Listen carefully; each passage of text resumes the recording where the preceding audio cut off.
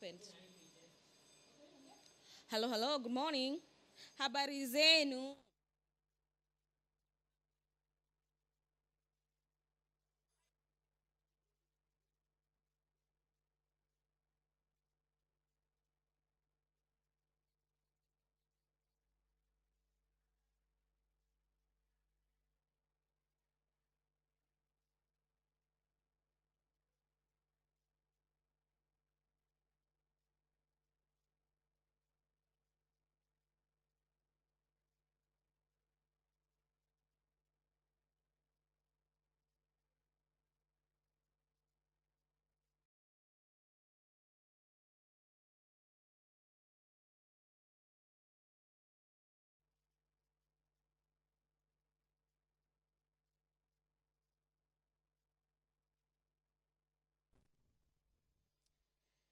Good morning and welcome to the Senate live proceedings. This is the morning of the 4th of May, the year is 2021. We are glad you're watching. This is live proceedings brought to you courtesy of the Parliamentary Broadcasting Unit in collaboration with the Kenya Broadcasting Corporation. The Senate is reconvening for a special sitting to discuss and deliberate, among others, a couple of bills lined up before the floor of the House. And just to highlight what has been tabled in the order of business this morning is that the House will be debating the Constitution of Kenya Amendment Bill number of 2020. It's a bill by the leader of the Senate majority. Also, before the Committee of the Whole will be the Constitution of Kenya Amendment Bill by the Senate majority leader.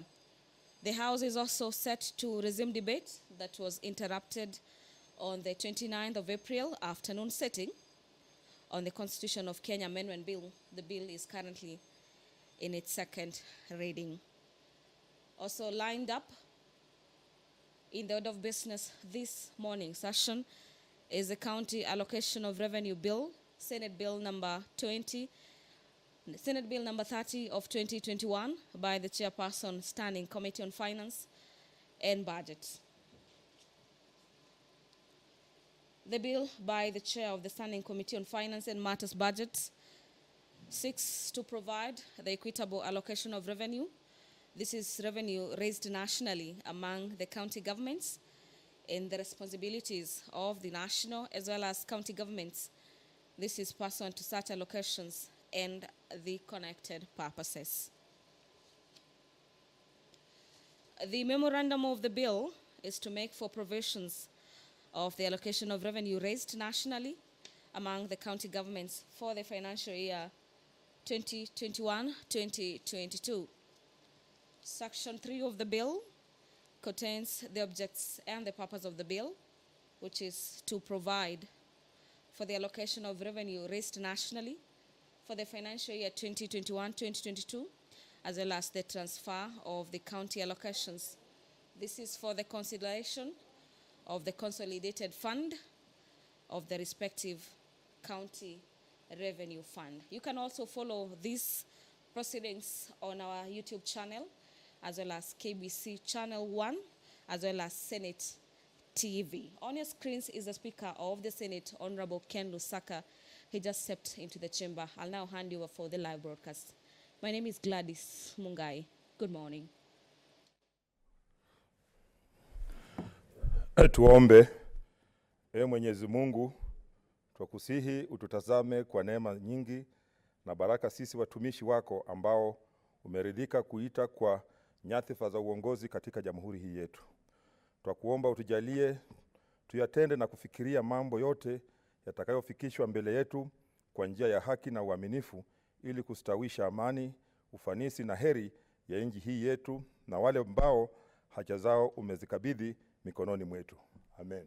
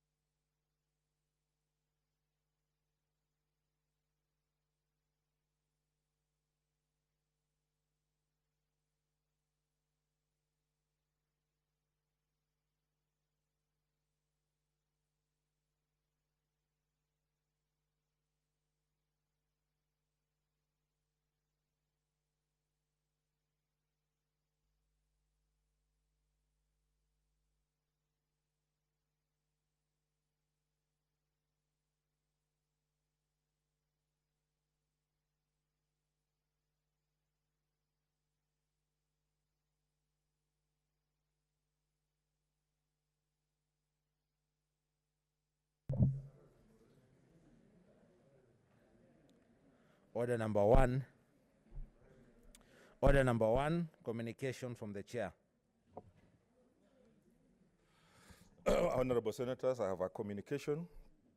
I welcome you to this special sitting of the Senate on the request of the Senate Majority Leader via letter reference number SEN/SML/CORR dated 2nd May 2021, and with the support of the requisite number of senators, I appointed Tuesday 4th May 2021 and Thursday 6th May 2021 as days for special sitting of the Senate via Gazette Notice number 4196 dated Friday 30th April 2021 and Wednesday 5th May 2021 2:30 p.m.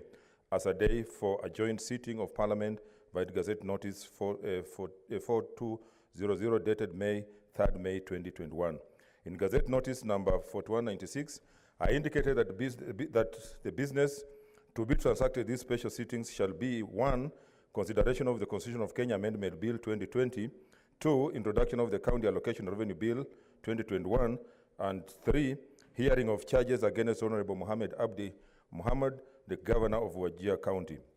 While in Gazette Notice number 4200, in consultation with the Speaker of the National Assembly, we have made arrangements for a joint sitting of Parliament pursuant to Standing Order number 26-2 for an address by the visiting head of state, being Her Excellency Honorable Samia Suluhu Hassan, the President of the United Republic of Tanzania. Honorable Senators, today the Senate shall resume debate on the Constitution of Kenya Amendment Bill 2020, which is currently at the second reading stage. Allow me to reiterate that consideration of this bill shall be in accordance with Standing Order number 141 as relates to the second reading, Standing Order number 145 as relates to the commence of the whole, and Standing Order number 153 as regards third reading of the bill. Contributions in the debate will continue to be guided by Standing Order number 1064, where each senator speaking shall have a maximum of 20 minutes, and part 17 of the Standing Order with respect to rules of debate. If debate is concluded, voting shall be conducted on Thursday, 6th May 2021. Honorable Senators, pursuant to Standing Order number 182, the chairperson of the Standing Committee on Finance and Budget has published the County Allocation of Revenue Bill, Senate Bills number 30 of 2021, which is listed for first reading in Order number 2.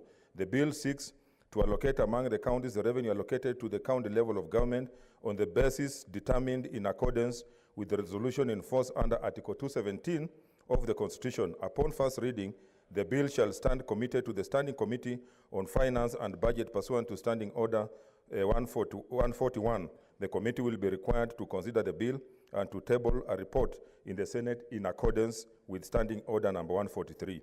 Regarding the joint sitting of Parliament, the President of the United Republic of Tanzania, Her Excellency Honorable Samia Suluhu Hassan, will address Parliament on Wednesday, 5th May 2021 at 2:30 p.m. in the National Assembly chamber.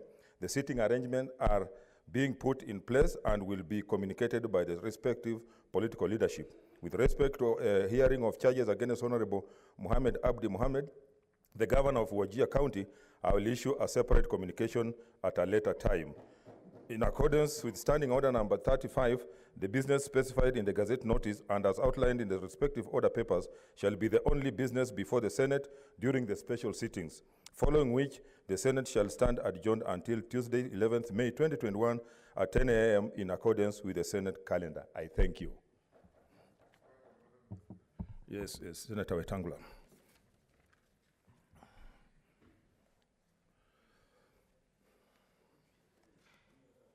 Mr. Speaker, normally during a vacation, when we call special sittings, we compensate the vacation by extending the time of resumption. The majority leader is here and the chair. Could we be advised, Mr. Speaker, whether the special sittings we have had last week and this week will be compensated by an extension of the vacation pro rata to the time spent?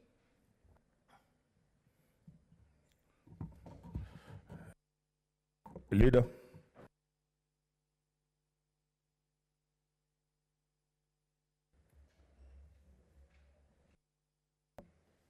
Mr. Speaker, I want to thank Honorable Tangula for that reminder, which is actually something that we've done before. And so, Mr. Speaker, we will be requesting that appropriate compensation in terms of extension of resumption, as he says, will be done. We've done it even recently, Mr. Speaker, so it's not something new. It is something that can be done. So I leave it to you, Mr. Speaker. Next order.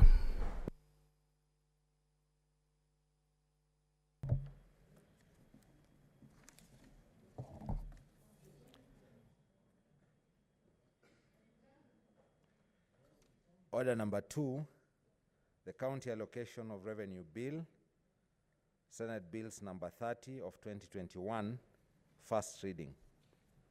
A bill for an act of parliament to provide for the equitable allocation of revenue raised nationally among the county governments for the 2021-2022 financial year, the responsibilities of national and county governments pursuant to such allocation, and for connected purposes. Next order. Order number 3, the Constitution of Kenya Amendment Bill 2020, resumption of debate. Senator Kibiru Charles Robinson. Thank you, Mr. Speaker. I stand to support the Kenya Amendment Bill 20. And from the onset, I say, from the day we started talking about the BBI, I was among the people who were elated because, as it was said during the 2010 Constitution, there were some issues that were never addressed well during the passing of the 2010 Constitution, Mr. Speaker. And when we went loud, especially for some of us who are in the background, we were being told that the 20% that was not very good would be amended in the future. And the future is now, Mr. Speaker. And I want to persuade those who are feeling uncomfortable with the bill that there is always another time to amend the bill. So, Mr. Speaker, I am of the opinion that... Senator Shionga, what's your intervention?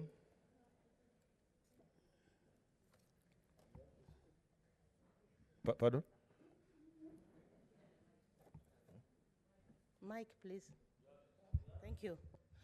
Mr. Speaker, sir, if it is a discussion on the Amendment Bill 2020, I thought I had remained with 18 minutes, and I didn't know that you will change you have changed the order. Oh, okay, it has been brought to my attention, but since Senator Kibiru, we don't want to disrupt this thought process, I'll still give you 18 minutes. Thank later. you, Mr. Speaker. Okay. Yes, Senator Kibiru. Thank you. I will be repeating what many people have said. I was reasoning through Zoom, and I heard what many people said, the 20 or so speakers who have spoken, some supporting, some opposing the bill. We have been listening, and it would be unfair to deny other senators an opportunity by repeating again and again what many people have said. But for those of us who are supporting the bill, with I being one, we think that an opportunity has come for us to make light some of the issues that have not been addressed. There's another intervention, Senator Wambua. I thank you, Mr. Speaker. Mr. Speaker, I am very, very keen on this. I have heard my brother, my colleague, Senator Kiviro, saying that those who are uncomfortable with the bill, there will be another time to amend the bill. You say that on record. Which time will that be, and what process will be used to amend this bill at that time? Thank you, Mr. Speaker. The bill. Very good, Asante sana. Thank you, Wabua, for that correction. I meant amendment of the bill. To me, we are about 97% in terms of achieving some of the issues that needed to be lighted during the amendment of the Constitution, the passing out of the 2010 Constitution. Mr. Speaker, while I was reasoning, I was shocked because everybody, some, including my friend, one who has just spoken and collecting me on the issues of the amendment, were always talking about some seats going to a certain legion. Mr. Speaker, time and again, some of us feel a bit uncomfortable when Kenyans stand up and start talking about some populous people from Mount Kenya. We did not choose to be born there. And for purposes of record, I went for my school, more for my high school, in South Nyanza. My best man comes from Siaya, and my best man is from Bobazi, from Kisii. So I'm a Kenyan. So when somebody starts, and every time and then they are just trying to see like Mount Kenya is unfairly benefiting, we feel slated. We are Kenyans like any other person, and we have a right to be Kenyans. So, Mr. Speaker, I want to tell the people who wake up every now and then trying to propagate some propaganda that Mount Kenya is benefiting. We don't benefit. We work hard. They should be on record that Mount Kenya works hard, and we should never be seen as being favored by anybody. Mr. Speaker, some of us came from the very rural area, and we have been able to eke our life up to where we have reached. So, Mr. Speaker, let us all look at Kenya. So when Nandi is benefiting, I saw the other day when the coffee rates came up, the biggest, the highest rate that came out was from Nandi. There's a point of order from Senator Wetangula. Speaker,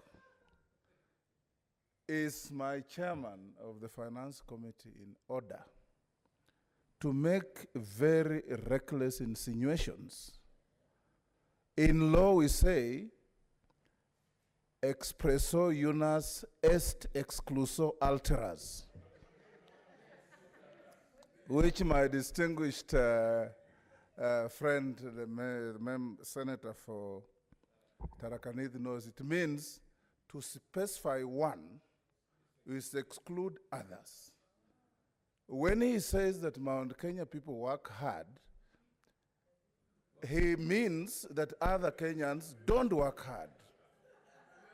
Is he in order, Mr. Speaker, to make such reckless insinuations against communities of this country in a matter where we have said repeatedly, and he knows, that the centrality of 2010 Constitution and any amendment subsequent thereto is equity among the people of Kenya.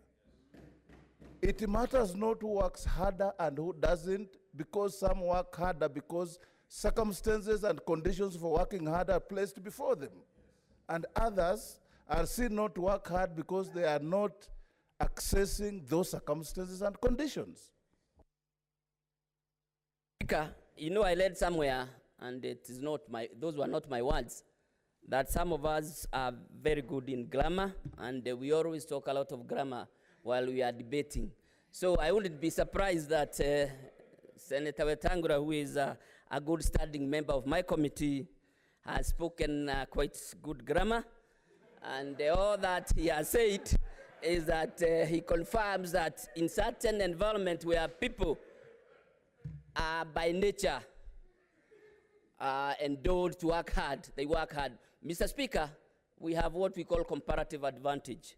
I can't compete with Senator Wetangula when it comes to football, but I can compete with him favorably when it comes to business. Yes, that one it is. So when we look at issues of comparative advantage, we need to respect that certain legions are endowed in certain ways of doing things. So I would want to respond as much. So, Mr. Speaker, moving forward, I am just requesting that we as a Senate, let us start to our calling, let us pass the bill, and let us all agree that we will continue doing the amendment. I was reading the other day that the American Constitution has been amended 27 times. We will not tire in amending as and when we see. This is a life document.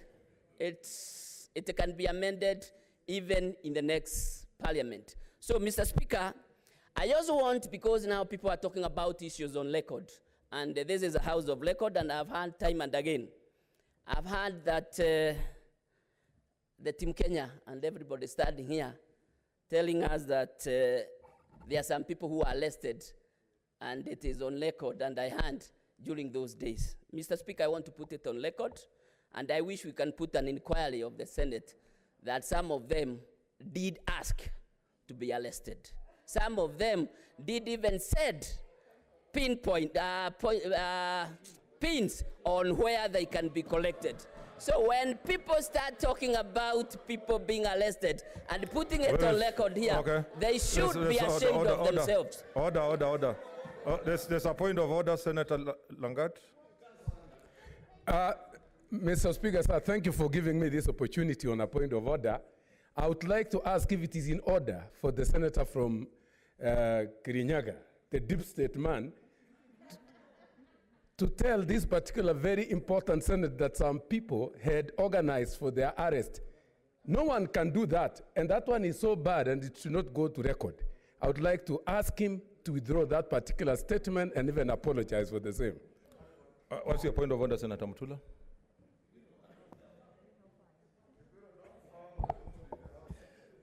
Mr. Speaker, Senator Kibiru is normally in a very good mood and a very good person, but today he's just going to mess our mood.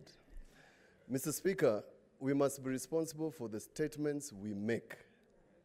And the statement that Senator Kibiru has made has no basis, and I will explain, so that if he can substantiate, then he can bring that record.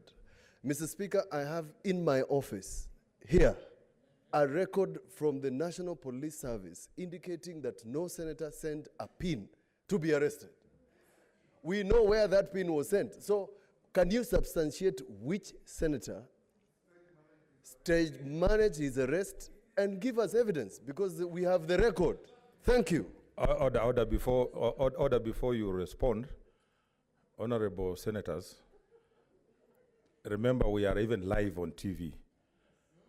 And some unfortunate incidents have happened to colleagues here that we would not want to be reminded. We would want it to remain in the past and be sensitive, because people went through some not very good experience. So Senator Kibiru, can you withdraw and apologize? Mr. Speaker, I thought we are House of Order. I just wanted to clarify. And if need be, Mr. Speaker, like Mutula has said, he is my friend and very persuasive. As much as I would want to withdraw, I will withdraw with conditions that in the future... No. Senator Kibiru, you cannot withdraw with the conditions. You just withdraw. Mr. Speaker, because I'm telling the truth. If need be, why don't we have an inquiry and find out what actually happened, instead of having to have people stand here and start talking about issues that were inflated by other people. But Mr. Speaker, for the unity of this House, I withdraw and apologize. Okay. But the fact is gone. The fact is there. I know Kenyans, of course, as I said the other day, Kenyans understand that we did not come to Nairobi the other day, so we know what happened. Mr. Speaker, as I progress, Mr. Speaker, is that the few issues are the very critical issues that we are talking about in BBI, especially on issues of proportional representation. The importance of that need not to be gainsaid, Mr. Speaker, not need to be overemphasized. Mr. Speaker, we have a constituency in Kirinyaga that has almost 200 voters, Mr. Speaker, or thereabout. And they enjoy the same benefits like some constituencies that have less than 30,000. So, Mr. Speaker, when we talk about proportional representation, it is not that we are infringing on other people's rights. It is a question of looking at equality and equity, Mr. Speaker. Mr. Speaker, and as it were during the formula, people said that the money should go to the devolved unit. Mr. Speaker, when the amendment proposes that 5% goes to the counties, it is a call that we must adhere to, because we have always been saying, let the funds go to the counties. I mean, Mr. Speaker, what better issues can there be? And by the way we have been talking, and the Constitution that says that we need to protect the counties, let us stand and be counted to support the bill so that the funds can move from the national government to the counties. That is one way of supporting devolution, Mr. Speaker. Mr. Speaker, I've heard stories of people talking about that we need to include coffee, we need to include tea, we need to include ndengo, we need to include whatever in the amendment bill, Mr. Speaker. But Mr. Speaker, from a reasonable point of view, or an economic point of view, or a legal point of view, Mr. Speaker, those are issues that can be addressed from another point. It's not possible to give guaranteed minimum returns in a constitution, Mr. Speaker. So, Mr. Speaker, I would want to urge that as a Senate, please let us support this on areas where you think that there are issues that need to be addressed. We can still address them in the future. But for now, please let us support the amendment. And like I said, Mr. Speaker, I don't want to keep on talking and saying there are issues that are unconstitutional, because several lawyers looked into that issues. And by the way, Mr. Speaker, anything that would come, there would be people who would be arguing, because from their point of view, certain issues have not been, they are not satisfied with certain issues. Mr. Speaker, there will never be a time where you can be able to have everybody satisfied, including in our homes. Even when we are looking at our kids, there are some kids, even if you have 3 kids, there could be one of the kids who thinks that the dad favors the others than others. So it's a natural phenomena. And so please, for those who are agitated or opposing for certain issues, join us. Let us pass the amendment bill, and moving forward, we will support any other amendment that you bring into the future. Mr. Speaker, I want to surrender my time to one Naomi Shionga, because it looks like I jumped the line, and I want to end there and urge people of goodwill, including Professor Kidiki, who is my good friend, that we support the amendment bill. Thank you, Mr. Speaker. Senator Shionga.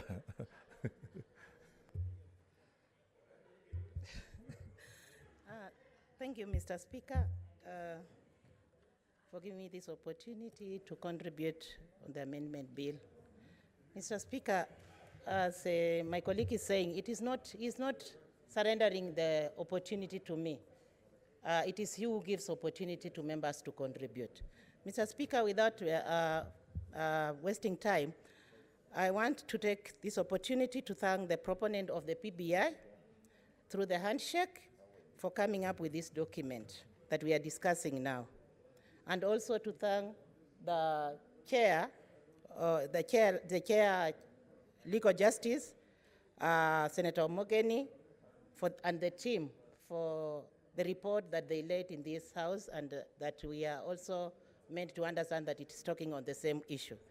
Mr. Speaker, sir, as I had highlighted earlier, I had said that I'll touch on a few issues concerning this bill. One, on the gender representation, constituencies, devolution funding. If time allows, then I'll talk about other things, including corruption. Mr. Speaker, sir, concerning gender equity or gender representation, the clause 14 of the bill seeks to amend Article 98 of the Constitution of the membership of the Senate from the current number and a nomination to membership of 94 from each county representative by selecting or electing a man and a woman who will be elected directly from the counties and the people of Kenya to represent them in this Senate. Mr. Speaker, sir, looking at clause 21, the bill which proposes to repeal 123 of the Constitution makes a provision to do away with the voting by delegation or representation in this Senate by delegation. As a result, members of the Senate, therefore, will have equal opportunity and rights of voting. Mr. Speaker, sir, clause 47 of the bill on the same issue of representation on the other hand, then proposes that we amend 182 that provide the election of the county governors and deputy county governors. These amendments are aimed at achieving gender parity, where a male or a female or either person of either gender shall be elected to represent in the position of governor and the deputy governor, respectively. Mr. Speaker, sir, in this covenant, nomination has been really looked at as selecting people with no value. But when we have seen, or as we see, right now, when we see members of this Senate, I being one of the delegation, I feel like if I am elected directly from the county or with my people, then I'll have to represent them with all the energy that I have, other than being nominated and the way people think about nomination in the current constitution. Mr. Speaker, sir, coming on the constituencies, I want to correct in my last observation, or in my last speech, I said 70 counties. It is 70 constituencies. Last week, I listened to a honorable speaker, chairman, on the issue of creation of the 70 constituencies. We have just had Honorable Kibiru speaking about the 70 constituencies, specified in 28 counties, as stipulated in the bill. This, from my view, it is that the 70 counties, I do not dispute them. However, the mandate of the Independent Electoral Boundaries Commission of conducting boundary delimitation as outlined in Article 88A and 89, Mr. Speaker, it takes away the mandate of IEBC being independent or independent of its responsibility.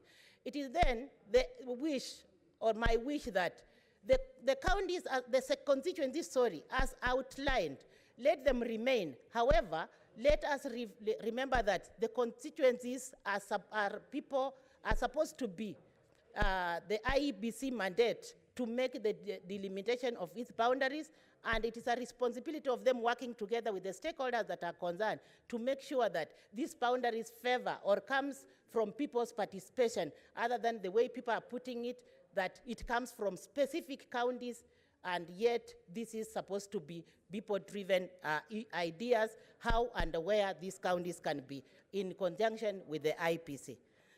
Mr. Speaker, looking at devolution and funding, devolution representation or presented is a platform for grassroots progress and not an avenue for corruption. The bill provides, therefore, that for an additional allocation of funds to the counties from the current 15% to 35%, this is a plus, and this is a positive way of looking at how we can further the development in our counties. It is therefore, in my view, that devolution needs to be protected at all costs, and for it to succeed, county services and development need to function, and therefore needs lots of resources or money that can be manageable and can be sustainable or can sustain development. In this, Mr. Speaker, in addition to funding, citizens therefore will have better services, and delivery of services will be near people, and Mr. Speaker, counties therefore will not have to borrow or to have bending bills as it is currently.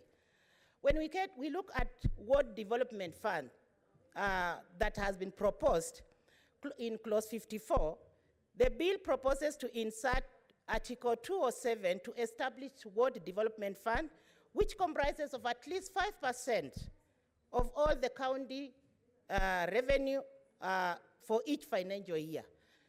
In this view, Mr. Speaker, the MCS, or the members of the county assembly, are therefore the first people in this particular level to benefit. And these funds will ensure that the actualization of the rights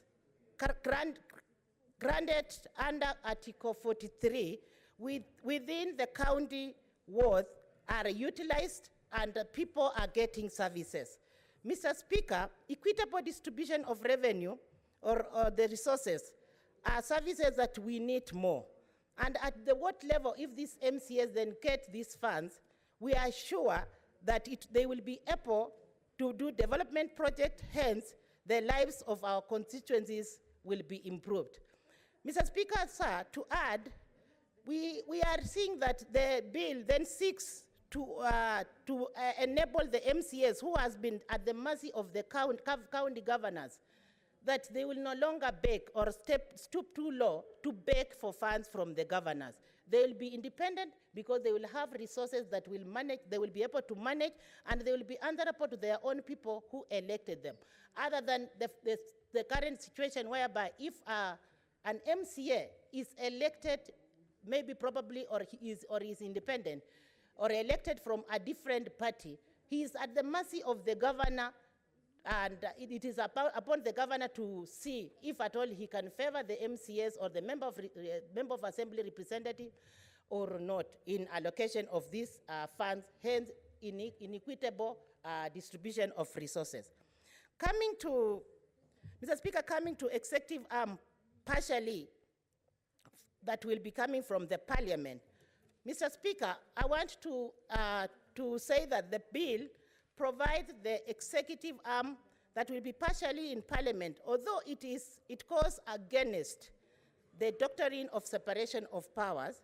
It will ensure that they are accountable, the people who are, or the members or the officers that will be elected from the National Assembly, as stipulated in the bill, will be accountable both to the president and to the people who elected them in this position. They will be subject to scrutiny, which will enhance transparency, and hence they will be forced to deliver because they will be coming from the National Assembly. And they will also be people who will be following the debates closely just to make sure that what is going on in the legislative arm is supposed to be dealt with without them being maybe sanctioned or without them being bested on, because currently we are finding it very hard that when the members of the cabinet comes from executive arm and they are not elected or they do not come from the other side of the parliament, it is hard for them, one, to understand that they are supposed to answer these questions and they are supposed to progressively cooperate with the parliament so that they make sure that some of these reports, some of the petitions and statements are supposed to be answered for. It is very hard to sanction a minister nowadays to come in the parliament so that he can give submissions to the committees. But when they come from the National Assembly or in the House of the Parliament, it is very easy for them to follow. It is very easy for them to give in the submission and to give the response that members need. Mr. Speaker, I want also to say that in the bill, when you look... Senator Cherargei, what's your intervention? Point of information. Does she want to be informed? Just, okay. Thank you, my sister and my neighbor. I just wanted to inform my sister and my neighbor, Senator Shionga, that she's your neighbor where? She's my neighboring county, Kakamega, where we borrow each other, Kiberiti, the famous Kiberiti and Mchumfi. Mr. Speaker, I wanted to bring attention to Article 153, 3 of the current Constitution 2010, that says a committee secretary shall attend before a committee of the National Assembly or the Senate when required by the committee and answer any question concerning a matter for which the cabinet secretary is responsible. So just to top up on what Senator Shionga was saying, this Article 153.3 is already in the provision of the current Constitution, unless a proper elaboration. Thank you, Madam Speaker, Mr. Speaker. Thank you, neighbor. Thank you, Senator, for that. And I want to say that it's important that you acknowledge that as much as the committees are mandated into summoning or calling the cabinet secretaries to come and answer questions, it has been a very difficult process and we go as far as some of the members or the committees go further to even sanctioning the members and even putting on the fine so that they appear before us. So I was just saying, and I totally agree with you, it's that it is very important if they come from the cabinet, if they come from the parliament, then it will be very easy for them and they will be knowing what the debate is on and what the mandate is on. Mr. Speaker, I want to speak generally on the corruption. Mr. Speaker, the bill seeks to amend Chapter 6 of the Constitution on leadership, integrity, and to strengthening the fight against corruption by providing mechanism for expeditious conduct of investigation, prosecution, and trials of corruption related to matters. The culture, Mr. Speaker, the culture of corruption has grown roots in Kenya society at large, and it has become a disease that we are growing up with. Mr. Speaker, corruption therefore persists Kenyans primarily because there are people in power, and I'm saying people especially who are given powers in various offices, who benefit from it and in the existing governance or institutional governance. And they lack the integrity of keeping their offices at bay and what the capacity they hold. Mr. Speaker, I just want to say, or to reiterate that, when it comes to the corruption, we need to have what we call transparency. And the bill, therefore, it is in better position it is supporting corruption, how corruption will be dealt in. And the number of days that the corruption cases, especially for office bearers, whereby they need to be stipulated in a number of days to bring the cases at end, so that when other people resume the offices, the corruption cases have been dealt with. Mr. Speaker, the corruption cases, in this case, they take too long to be conducted, even after extension of evidence has been granted. This matter is not funny anymore, and individuals are taking judicial system as a joke. We think that, or people think that they can always bribe their way out. How I pray that this disease will be capped in this constitution and allow a beautiful nation like Kenya here to grow without thieves or people who steal from their own citizens. Just to conclude, Mr. Speaker, I want to say that in this particular bill, we also have the Youth Commission, which has been highlighted there, and our youths will get more benefit from it. However, the commission, just like any other commission, in the Youth Commission, it looks like it is more of ceremonial. It doesn't have responsibilities that are tailored to it. We need a Youth Commission that actually will look at the issues of the youth and not just a ceremonial youth commission. Otherwise, I want to thank you, Mr. Speaker, and I want to say that I want to appreciate the bill, and I totally support the bill. Any other thing can be made, it can be amended in policies and in acts. But the people of Kenya, because we have mandate to support or reject the bill, I stand here to support this bill, and I say that let us continue and aluta continue. Thank you, Mr. Speaker. Senator Cherargei.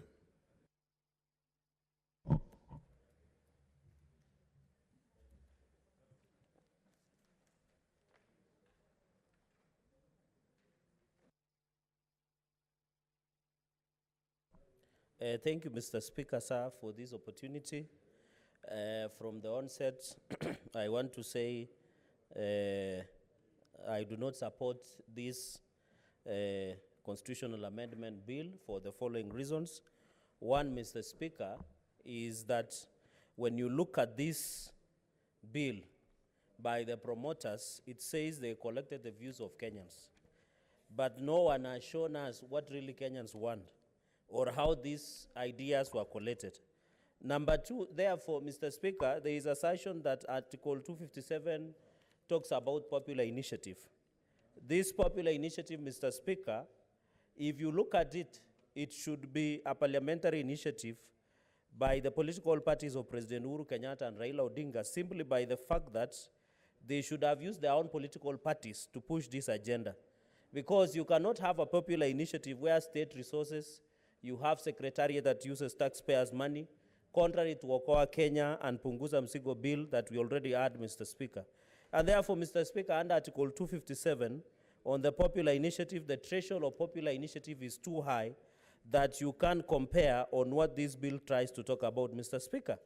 Mr. Speaker, another misnomer, when you look at the views of Kenyans expressed through the Building Bridges initiative, and these views were not captured. For example, Mr. Speaker, when you look at the Article 94, the role of the legislative power, Article 257 and Article 259, 260 on construing of the Constitution, and my good Professor Mutaha Kangu taught me constitutional law, you don't interpret the law in isolation.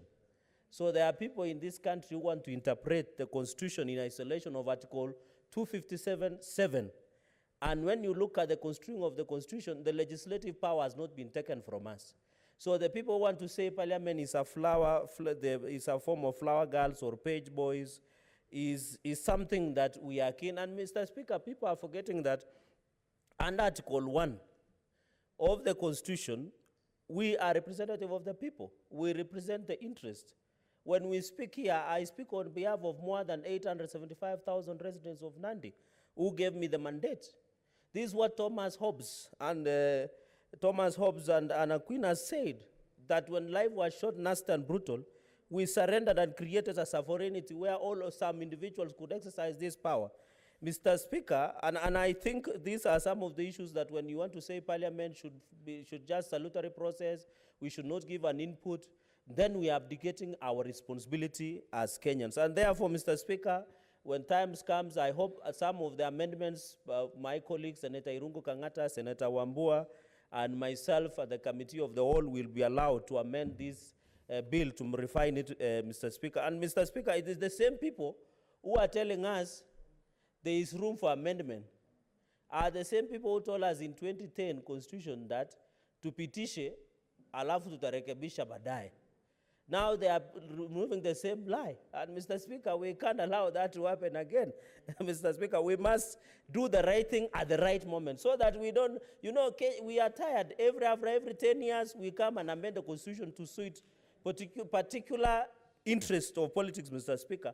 And it is unfortunate that the leaders, President Uhuru Kenyatta and Raila Odinga, Mr. Speaker, are given Kenyans the kiss of Judas, the kiss of betrayal. In the aspiration, I'm disappointed with my party leader. When we elected him, after the Supreme Court nullified elections, we went for election.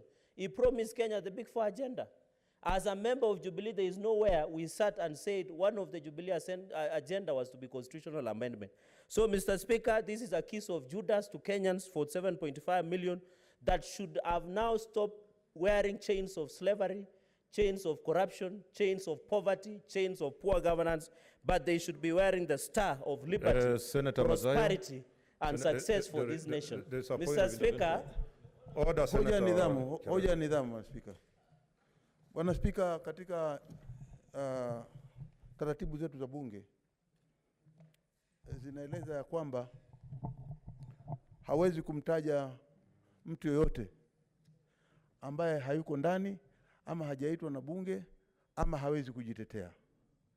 Je, itakuwa ni jambo la haki kwa kutumia matusi ama kutumia lugha ambayo haifai kwa viongozi wa Kenya, hususan Baba Raila Amolo Odinga na kiongozi wa taifa la Kenya, His Excellency Uhuru Kenyatta? Je, ni haki kwa mheshimiwa kijana ambaye namjua na nampenda sana, ndugu yangu Cherargei, seneta mshupavu sana wa Nandi, kutumia lugha kama hiyo ikiwa anajadiliana hii ugeuzi wa katiba? Je, ni sawa hiyo kufanya kitendo kama hicho? Yeah, Senator Cherargei, don't let emotions overtake what you want to say, and don't drag party things to this house. Please keep to the lane. Thank you, Mr. Speaker. Of course, the impulsion of political parties should not reach here. I'm told the latest is ODM. but that is neither here nor there.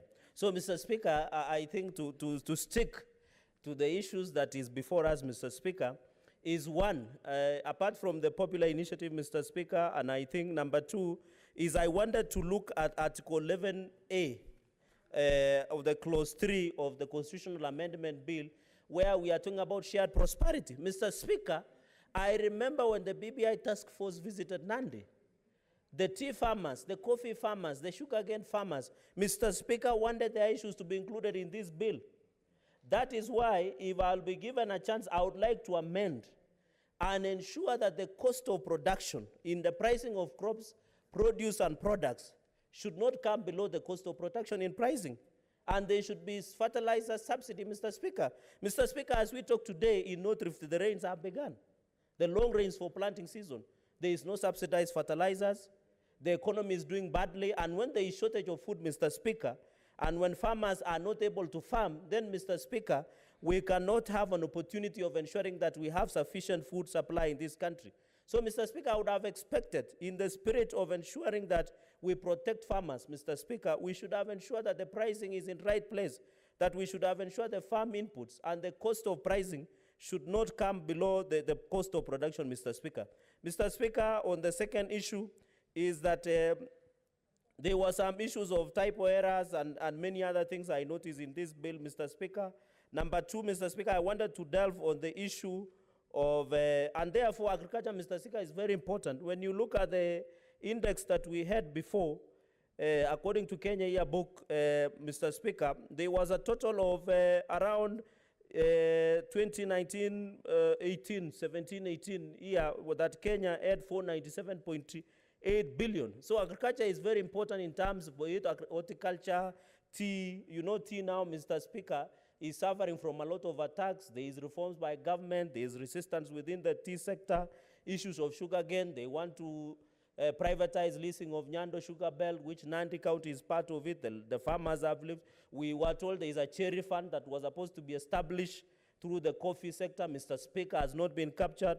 We were being told that the significant growth of maize, Mr. Speaker, including your county, Bungoma, and I had opportunity when I was in Kabuchai, and there were several lessons that were learned from that event, Mr. Speaker, and some of them are not so good. Mr. Speaker, I want to say our people depend in that entire region, and I can see the party leader of Fort Kenya, my brother Moses, is smiling. I don't know what he knows more than what I do, but I can tell you there are many lessons that I learned, that also that area grows maize and depend heavily on other factors of production, Mr. Speaker. So, Mr. Speaker, on the issue of agriculture, it has not been addressed, even on shared prosperity. When we talk about shared prosperity, does it mean for one family, for Kenyans? Where is this shared prosperity when the farmers of this nation continue to go to farm? The biggest beneficiaries in the chain of value addition of farming in this country, Mr. Speaker, is solely based on the brokers. The milk farmers, the prices are being dictated, and I've said before in this house that Competition Authority of Kenya has failed the nation in as much as issues of crop production and many others. Mr. Speaker, when you move now to the issue of constituencies, and I agree with Senator Wambua on this, that, for example, Nandi, we were cheated upon, because Nandi has a population of 885,711. We were given one constituency. Mr. Speaker, Kwale, which has 820, were given 3 constituencies, which is less by population. Busia, which had 893,691 population, was given 0. Kitui, Mr. Speaker, had 1,136,187, were given 0. So, Mr. Speaker, as Nandi County, we would have expected not to be given 1 constituency. We should have been given 2 more. Because Kwale, which has 820, were given 3 constituencies, Mr. Speaker. This is clear violation of Article 89(5), where there are features on sharing of the constituencies, Mr. Speaker. I have seen the second schedule where there is a purport to suspend the main article by saying the creation of 70 constituencies to increase them from 290 to 360, Mr. Speaker, is that should be suspended. Yet there are factors that have been provided in delimitation of Article 89(5) on sharing or creation of constituencies, Mr. Speaker. Not to mention that Parliament will be the largest, considering our population is 47.5 million Kenyans that we have. We'll have a double-decker Parliament. The cost of running this Parliament will increase by more than 20 billion, Mr. Speaker.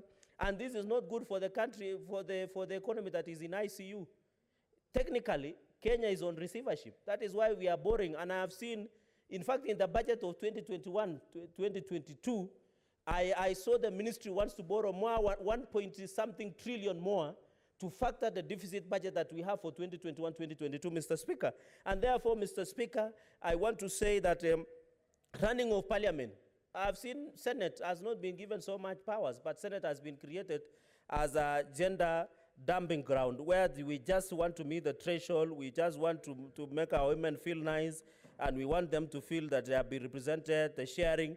Yet women are being told, can you go and share 35%, Mr. Speaker? They are being chased away from the National Assembly, where 85%, where 75% is, 65%, sorry, is. And they are being told, go and share 35%.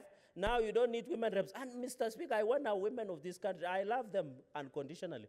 I want to say this, Mr. Speaker, that the affirmative fund that was created should have been more beneficial to women to run that affirmative fund. And I wish even if they were relocating them to Senate, they should have retained that affirmative fund because they can share the lives, they can change the lives of women, people living with disability. Yes, I hope my time will be frozen. Yeah, there's a point of intervention. Mr. Speaker, I would just like to ask the Senator for Nandi to stop misleading us, because much as the women rep seat has been removed, the funds that were allocated, or that fund still remains in the National Assembly, and it can still be allocated to any other woman who is there to continue utilizing it for the benefit of the people of Kenya. You can't remove.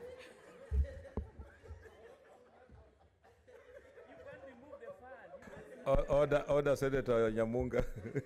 Or you move closer to consult with Senator Wetangula. Senator Mogeni, there's another intervention. Mr. Speaker, you know the women I represent from Nyamira are listening, and we don't want them to be misled or there to be confusion.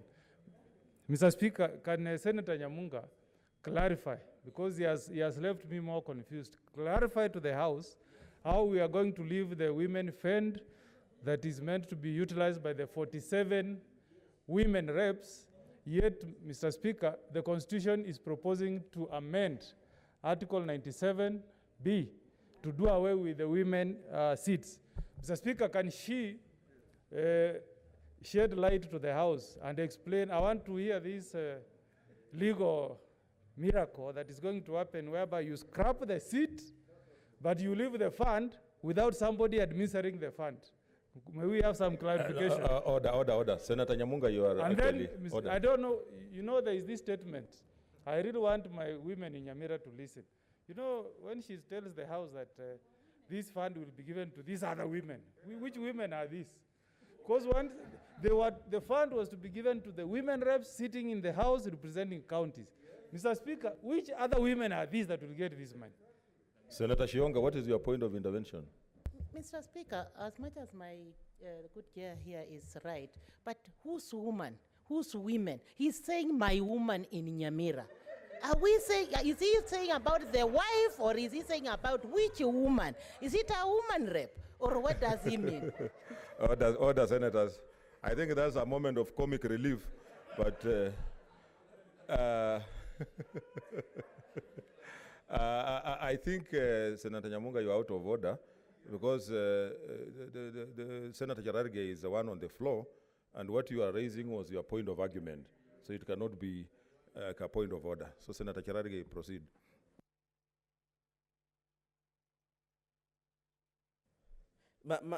Mr. Speaker, I think the women play a critical role, and it's coming at a time that the first female president, or the first leader who is a female, is in the country, President Suluhu Samia Hassan. I just want to challenge women that they should fight for these positions. They should work hard. They can be who they want to be.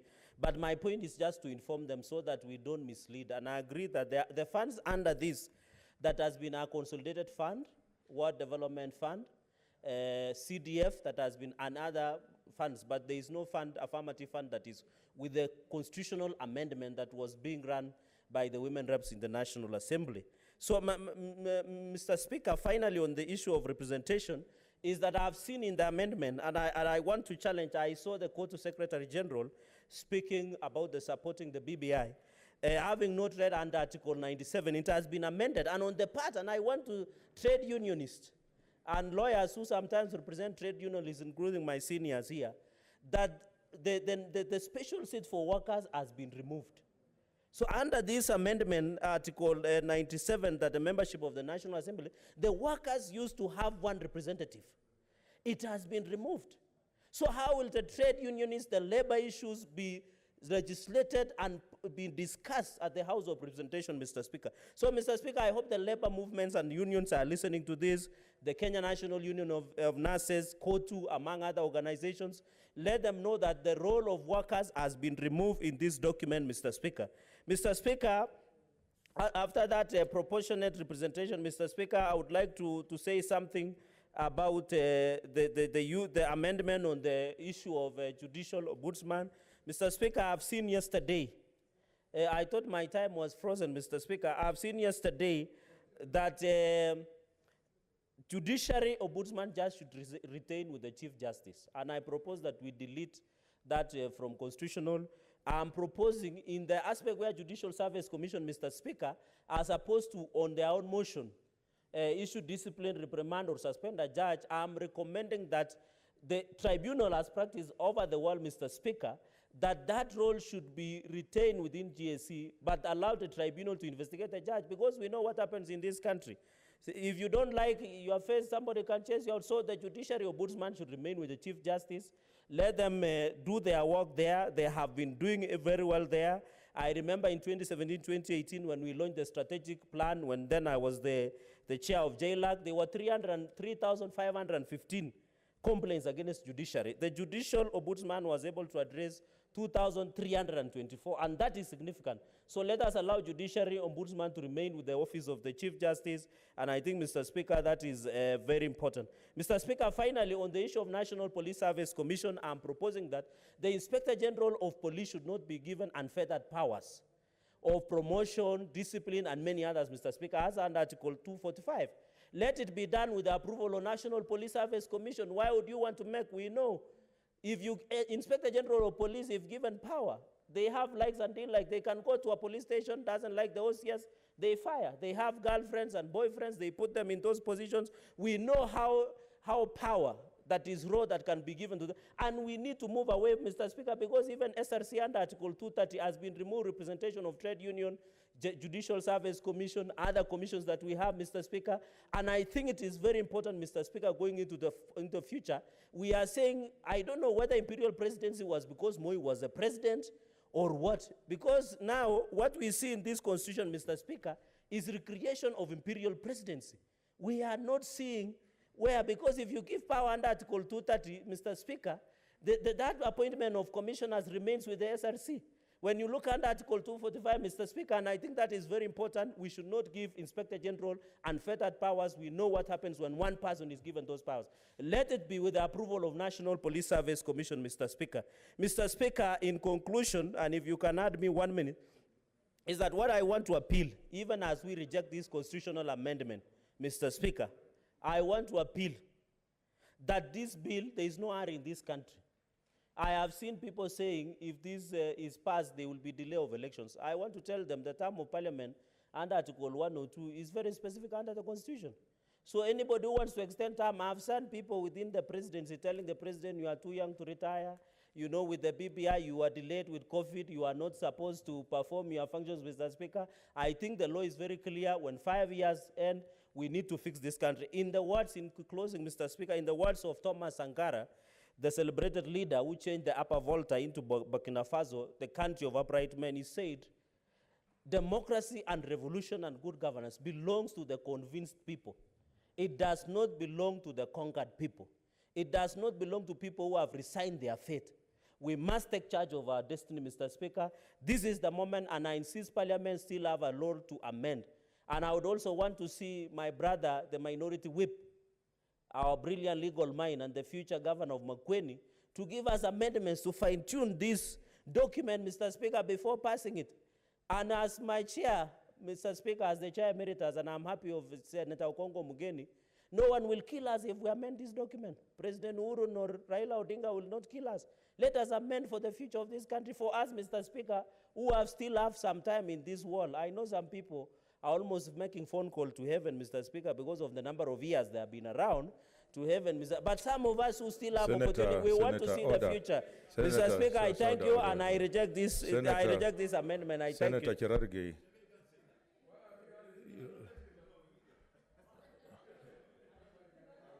Senator, I don't know what is exciting. You just be a bit economical with what you say.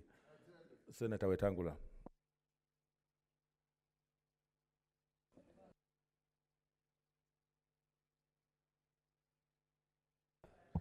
Mr. Speaker, thank you for the opportunity. Mr. Speaker, remember the old adage that hell knows no fury. Then a woman scorned. And when you hear young Cherargei panting and ranting, you know where the causation is coming from. Mr. Speaker, this is one of the most critical bills that has come to this House this term, to amend the Constitution of the Republic of Kenya. Is not an ordinary legislation. It's a legislation that touches on the foundation of our legality and existence as a nation. In doing so, Mr. Speaker, we have to be very careful. When we were pursuing 2010 Constitution, towards the end we had two competing interests, Pitisha to Badilishe, Badilisha to Pitishe. That is what everybody was saying. The proponents were saying Pitisha to Badilishe. The opponents were saying Badilisha to Pitishe. We have gone round, Mr. Speaker, and reached a center point where both can now meet. Tulipitisha, tubadilishe. Hatukubadilisha, tukapitisha, sasa tubadilishe. Mr. Speaker, in doing so, the genesis comes from the handshake. And the philosophy of the handshake, Mr. Speaker, we have been told and convinced, and I am convinced, was born out of how to resolve fractures, quarrelsome, and divisive elections in Kenya. That's what had brought us to the streets. That's what had divided the country top-bottom between we in NASA and those in Jubilee. The country had become ungovernable, was at a standstill, and tear gas became a popular commodity in the hands of our police force. Now that we are here, Mr. Speaker, have we borne fidelity to the purpose for which the handshake came into being? Mr. Speaker, when you look at this amendment, it tells you of a classic case of a good job done badly. A good idea derailed by competing interests. Certain things in this bill, Mr. Speaker, should never have found their way there. I don't understand why we're creating a youth commission. We have so many laws that govern our youth. And I want to say, Mr. Speaker, that Kenyans must learn to understand that youth is neither a disadvantage nor a disability. It's a transient state in human life. Today, Cherargei is a youth. I came to Parliament when I was a youth. And the next day, he will abandon all his excitement and behave like a statesman because he will no longer be a youth, Mr. Speaker, and so on and so forth. So we have overloaded, Mr. Speaker, this bill with things that ought not to have been there. I went through, Mr. Speaker, all the submissions from the 47 counties. I have not found anywhere a request by any Kenyan for 70 additional constituencies. Here and there were people who felt disenfranchised. We are oppressed by our majority neighbors. Give us our own constituency. The Kuria demanding their own county. Mount Elgon demanding their own county. Kitui demanding to be divided. But I did not see anywhere the request for 70 constituencies. But even in creating the 70 constituencies, we go ahead to violate other provisions of the Constitution. Because, Mr. Speaker, the Constitution is very clear. Delimitation of boundaries of constituencies and wards is an exclusive constitutional preserve of IEBC. They are the ones working with other organs of government, Kenya National Bureau of Standards, and listening to Kenyans that will determine that we are going to have this constituency here and there. What we have done, Mr. Speaker, or the proponents, have sat somewhere without any justification, decided that Kenya deserves 70 constituencies, and allocated them without any rationale. And Mr. Speaker, this is not right. In fact, Mr. Speaker, my count of Bungoma was allocated 3 constituencies without consulting anybody. The director of the National Bureau of Standards has come to the committee where the distinguished senator from Machakos was and told them, I think Omogeni's committee, and told them, no, Bungoma deserves 4 and not 3. So on what basis were we given 3 and not 4 that we deserve if the allocation was being rational and scientific?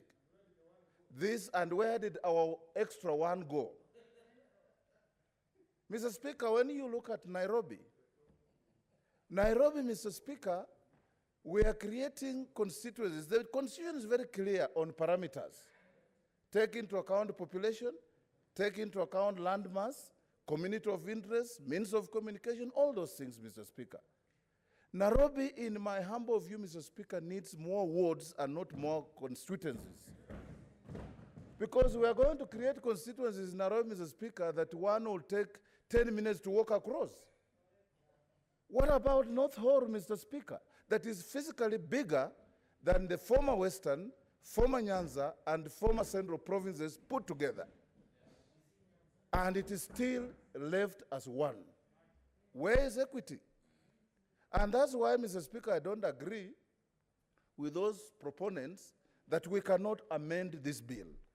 If you read Article 257 to the letter, nothing ousts the authority of Parliament to amend a bill, including a bill such as this.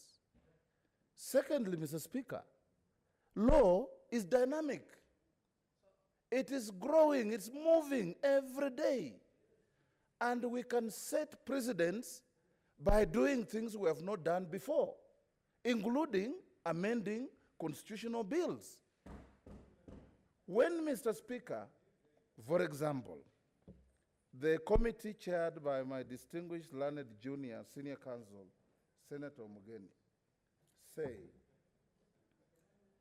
that the schedule to this constitution on constituencies is unconstitutional. When they say it is unconstitutional and then tell us to pass, what are we being told? It is unconstitutional, but pass it. When they tell us, Mr. Speaker, that the provision on the judicial ombudsman is unconstitutional, and then they leave it there, what are they telling us? Because ordinarily, Mr. Speaker, committees of parliament, when they bisect and dissect a bill, they bring a report to guide debate, but they also bring amendments to the bill that will be consistent and in consonant with their findings in the report. So one would expect that the Homogeny Committee would have brought some amendments that will come at the next stage of this committee when we go to committee so that we can consider this. Changing the constitution, Mr. Speaker, is not something that we should do casually. My colleagues, the women folk, both here and out there, have been clapping and smiling uncontrollably, Mr. Speaker, about the issue of 70 women coming to the Senate. I have no problem with that, but I expected, Mr. Speaker, that the women of this Kenya, the 47, sorry, that the women of this Kenya, Mr. Speaker, look at this more critically. The empowerment of the Kenyan woman by creating the 47 county representatives to the National Assembly came with empowerment resources.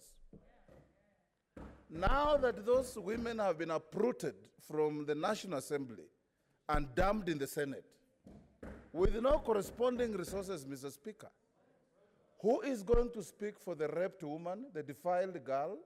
Who is going to give money to young girls for bursaries? Who is going to set up centers for rehabilitation for bastardized and abused girls? Mr. Speaker, it is not true, like my colleague Nyamunga said, that the money is following the women. There is no money to follow the women, Mr. Speaker. It is not. And it's not going to be there. Those women, Mr. Speaker, there is a point of intervention from Senator Nyamunga.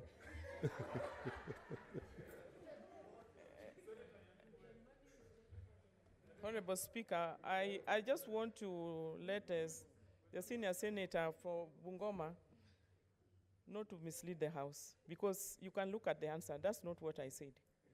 So don't stand on this, on the public gallery, and make accusations of something that I did not say. So just be articulate in whatever you want to make the Kenyans hear, but not to mislead people against me and incite. That's an incitement, Mr. Speaker.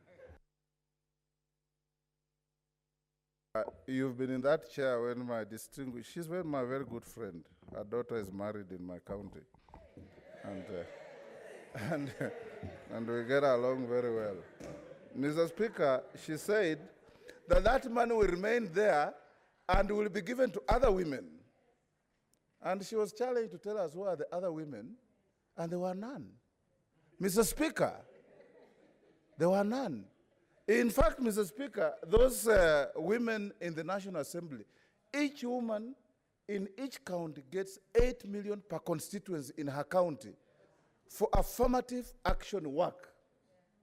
This amendment is a clawback on the empowerment of women. And I want to encourage our women folk not to be hijacked by populism, be guided by facts, so that you can be able to help the disadvantaged women of this country. Because I know for a fact that that fund will disappear, and it will not be there. And if anybody thinks that money will follow the women to this Senate, then you can ask a question. If Tarakanith has my distinguished learned friend, professor, as a male senator and another woman senator, what justification will be there to give a woman senator money for affirmative action and not the male senator? It will not work.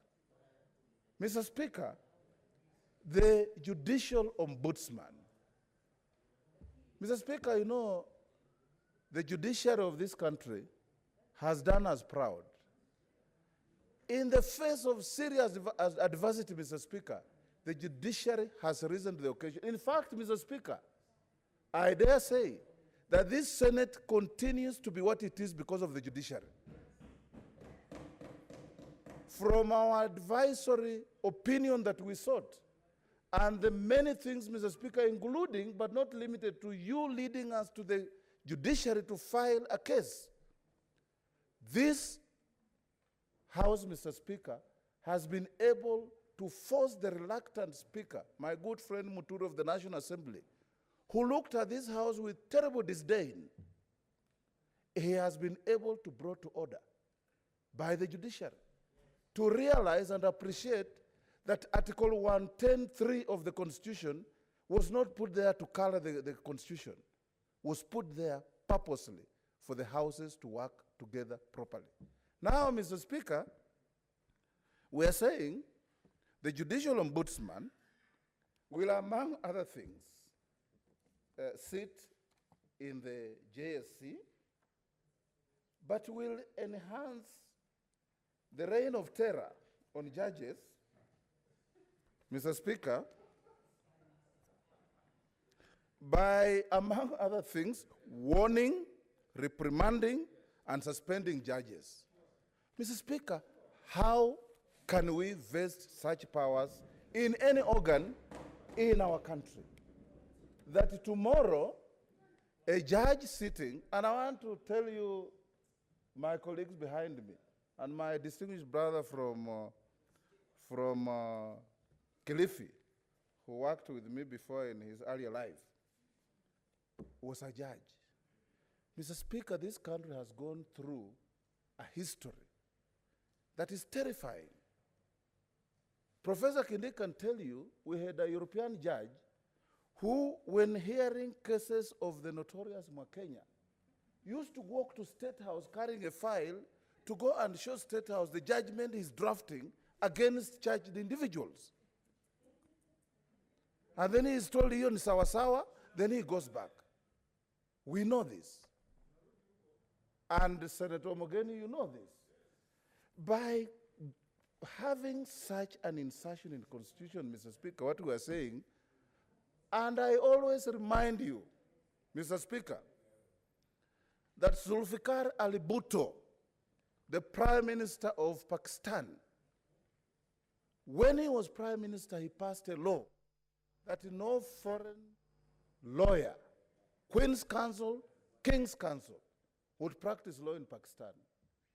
He was overthrown by a terrible general called Zia-ul Haq, arrested and imposed on drummed up charges of murder. Zia-ul Haq terrified every lawyer in Pakistan. They could not defend Zulfikar Ali Bhutto. He brought in a QC from the UK. They brought him the law and said, your QC cannot practice law here. He said, he must. He said, this is the law you passed. So, Mr. Speaker, Justice Ringera, when he was teaching us law, always ended his lesson by telling us, if you want the test of a good law, imagine that law in the hands of your worst enemy. If you feel safe, then it's a good law. And that is what we need, Mr. Speaker. Imagine, Mr. Speaker, a case is being heard. Senator Milgo is facing drummed up charges for having abandoned the Jubilee and is pursuing the Tanga Tanga Quartet. And the judge hearing the case, Mr. Speaker, is summoned before the JSC and is reprimanded, is warned, and suspended. And once the judge is suspended, the case goes to another judge because the case doesn't die because the judge has been suspended. And the judge who will now pick Milgo's file will remember the fate of the judge who handled the file earlier. Will Milgo get justice? Never, Mr. Speaker. So, Mr. Speaker, Americans say, if it is working, don't fix it. The JSC is working, Mr. Speaker. And we have seen judges being dealt with under the JSC. I personally have reported judges who have taken bribes and they have gone there and testified. There are many others who have done so, and it's working. Mr. Speaker, what we're trying to do now is create an organ that will do what Okoth Ogendo, as our professor used to tell us, visit on you the fear of God and the terror of the devil tied together. And you can imagine, Mr. Speaker, when you are staring at the fear of God and the terror of the devil, what you can do. We should not do this to our country. And I want to urge, Mr. Speaker, that that provision is a clawback on the independence of the judiciary, and that we need to rethink this seriously. Mr. Speaker, we are giving more money to the counties. I support this fully, Mr. Speaker. In fact, as NASA, we used to fight for 45%. We have now moved to 35%. But we have also said, Mr. Speaker, the institutions of governance in Kenya are too weak to manage these resources. The Office of the Auditor General, the Office of the Controller of Budget, the Office of ESCC, the Office of the DPP. I thought, Mr. Speaker, as we devolve more money, because it's on record from our president that Kenyans working for the government are stealing 2 billion daily. 2 billion daily, Mr. Speaker. And they stand here and tell us they are more hardworking than others. Mr. Speaker, 2 billion daily. I expected, Mr. Speaker, that this amendment was going now to strengthen the offices of the institutions of governance so that, Mr. Speaker, we do not have a situation where, like one professor said, at every election, we elect 47 ordinary Kenyans as governors. At the end of 5 years, we have increased the number of billionaires in Kenya by 47. Mr. Speaker, we want, Mr. Speaker, to see a situation where public resources are protected at all costs. That anybody who is found to have dipped his hand in a public till, Mr. Speaker, must face the consequences. What do we see today, Mr. Speaker? You go to your county. I come from a county where respect for public resources is an act of history. It is stuck in history. Nobody remembers. People use public resources as if they are their monies. They don't know the difference between public resources and private resources. And that is what's happening, Mr. Speaker. When you see, Mr. Speaker, a governor goes to a funeral and tells people, Mr. Speaker, if you can add me a few minutes. Okay, 2 minutes. Okay, 3 5, minutes. Mr. Speaker. Mr. Speaker, a governor walks to a funeral and tells mourners, when I finish my speech, you follow me in namumina kitu. In my language, kumina kitu is to press something in somebody's hands, Mr. Speaker. These are not his resources. These are your resources. And a theft in Bungoma is a theft in Tarakaniti. A theft in Bomet is a theft in Kitui. A theft in Meru is a theft in Nyamira, Mr. Speaker. Because we are denying people resources for development. In Korea, Mr. Speaker, 4 former presidents are in jail. They are in jail. One, in fact, Mr. Speaker, drove to a seaside and leaped from a cliff into the sea and died because they were about to arrest him and take him to court. Mr. Speaker, when you look at our country, the richest people in Kenya are former civil servants or current civil servants. If you want to be rich quickly, you don't have to run your law firm, Kindiki. Go and be a procurement manager. In some innocuous organization and procure for yourself every day.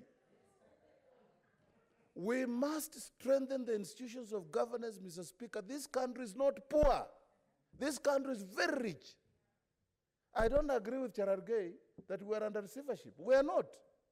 This country is rich. But the wealth of this country must be managed properly.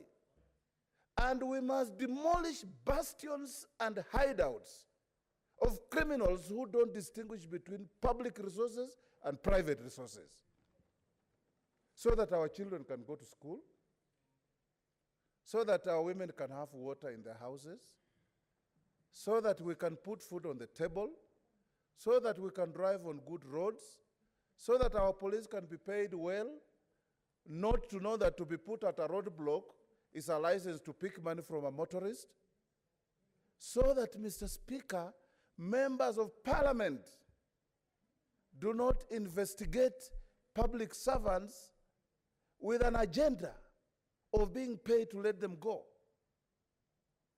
Mr. Speaker, repeatedly, we have been bastardizing the police for corruption. Corruption is domiciled in parliament. In parliament, Mr. Speaker. Today, governors who come to appear before committees of this house come smiling and leave smiling. Mr. Speaker, this is dangerous for our country. And as we amend this constitution, Mr. Speaker, we must also address the issues that have confined certain regions to endemic poverty. Mr. Speaker, if we know that we are allocating, let me wind up, we are allocating resources to electoral areas, and the president said he wants to see money in wards, I agree. He wants to see money in constituencies, I agree. And then you create 70 constituencies, and some regions don't get any. It means the areas that are getting those constituencies are the ones being given additional resources, and those that are not getting are being denied resources. The centerpiece of the Constitution 2010, Mr. Speaker, and I've said it over and over, was equity and fairness for the people of the Republic of Kenya. And it remains so, it will remain so, it doesn't matter at what stage we amend our Constitution. If we lose sight of fairness and equity, Mr. Speaker, we are laying ground for a distorted future for our country. And I want to urge the committee of Senator Omogeni,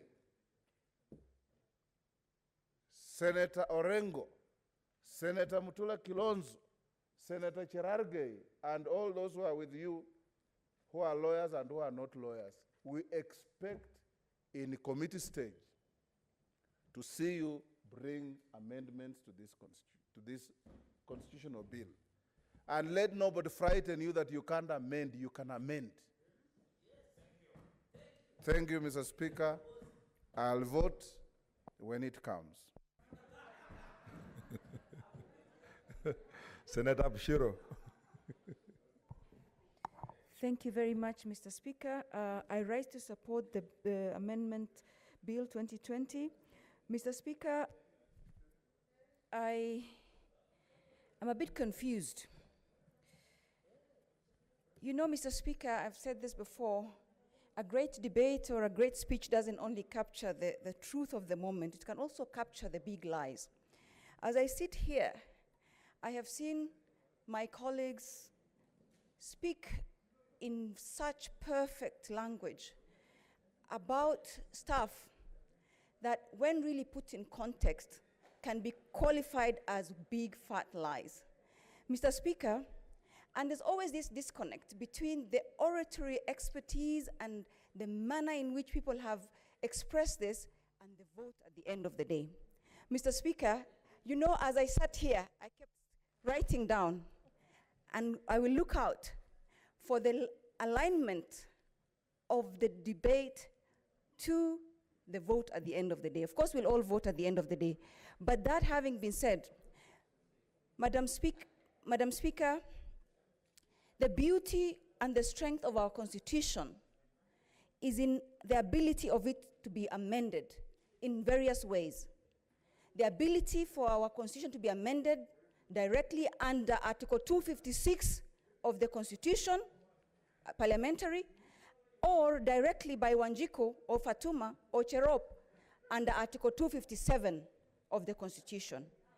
Madam Speaker, in this particular case, this draft constitutional amendment bill is a direct exercise by Wanjiku, by Fatuma, by Cherop of her constitutional and her sovereign right to amend and to exercise the flexibility and the strength of our Constitution to allow us to amend where it's not working. Mr. Speaker, Madam Speaker, this is to address the concerns of our structural elements that had not been anticipated or that had not worked for us in the last 10 years of the implementation of our Constitution. Madam Speaker, when I look at this bill, in the memorandum of objects and reasons of the bill, the promoters of the bill have indicated that it seeks to address arising implementation gaps, specifically the need to resolve issues of divisive elections and promote gender equity in governance,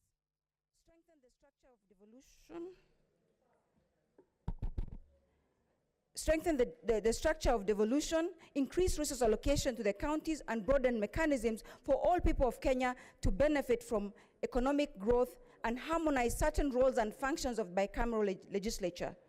Fortify our national ethos by specifying the responsibilities of citizens, and strengthen accountability on public resource and the fight against corruption. Madam Speaker, who can fault this? Who can say that these are things that had been resolved by our Constitution of Kenya 2010?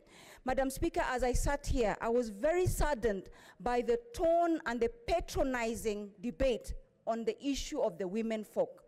Mr. Speaker, we're told that we were laughing and clapping, but who can tell us that the 2/3 gender rule under the Constitution of Kenya 2010 was achieved? That was not achieved. Of all the significant legislation that was to be implemented, that was the one piece of legislation that was defeated by the legislature. Mr. Speaker, then to insinuate that we are clapping for something that had worked for us is to lie to this nation. At least as far as the Constitution of Kenya 2010 is concerned, and the 2/3 gender rule, that promise, that aspiration, that vision was never achieved, and this is our chance to try and get it right under the BBI and the Constitution of Kenya Amendment Bill. That is not to say that there are no gaps in this bill. Mr. Speaker, for instance, I also have concerns around the 70 additional constituencies. It has been said, I know I come from Northern Kenya, where not a single constituency, especially in Upper Eastern, has been given to Upper Eastern. It has been said, and it's a known fact, North Horr, for instance, and I really, must say, one of the largest, or the largest constituency in our country has had no additional constituency. To purport that Kenya is just a function of its people and not also its borders and its land is an understatement and is to run away from the truth. Madam Speaker, it has been said North Horr can accommodate Western Kenya, Central Kenya, and perhaps other provinces, and it didn't get one. But that having been said, Isiolo County, for instance, with its vast expanse of land, has not got any. But what we're looking at also is, can we look at other innovative ways, as sub-counties, for instance, to ensure that resources and services are taken to the lowest level of the front line of service delivery to the people? Madam Speaker, it was also mentioned that, the sunset clauses are too close for women. The women of this country are not looking for affirmative action in perpetuity. We're not asking for affirmative action to the end of the world. We're asking for making sure the environment in which we are playing, the environment in which we are working, the environment in which we live is made level for us. We're not asking for tokens for the rest of our lives. And if BBI is the one thing that's going to then level the field for us, that is what we will go for. But to patronize us and to say the women are clapping and laughing and dancing for something that's taken away from us is to miss the point, because the women of this country are some of the smartest people. The women of this country are carrying this nation on their backs. The women of this country are majority of the people in this country. And to even pretend that we need to be given certain projects and programs that are sidelined, we must be mainstreamed. And that is why I welcome women coming to the Senate. I know it has been said that the women rep position has money. What money is 8 million shillings to buy tents and things like that? That I do not consider empowerment. But if a woman can come here and vote for billions of shillings to go to our counties, that is empowerment. Because that is where the work, and that is where we should be serving the people. In fact, all these funds that are given to legislators, look at what the role of legislation is.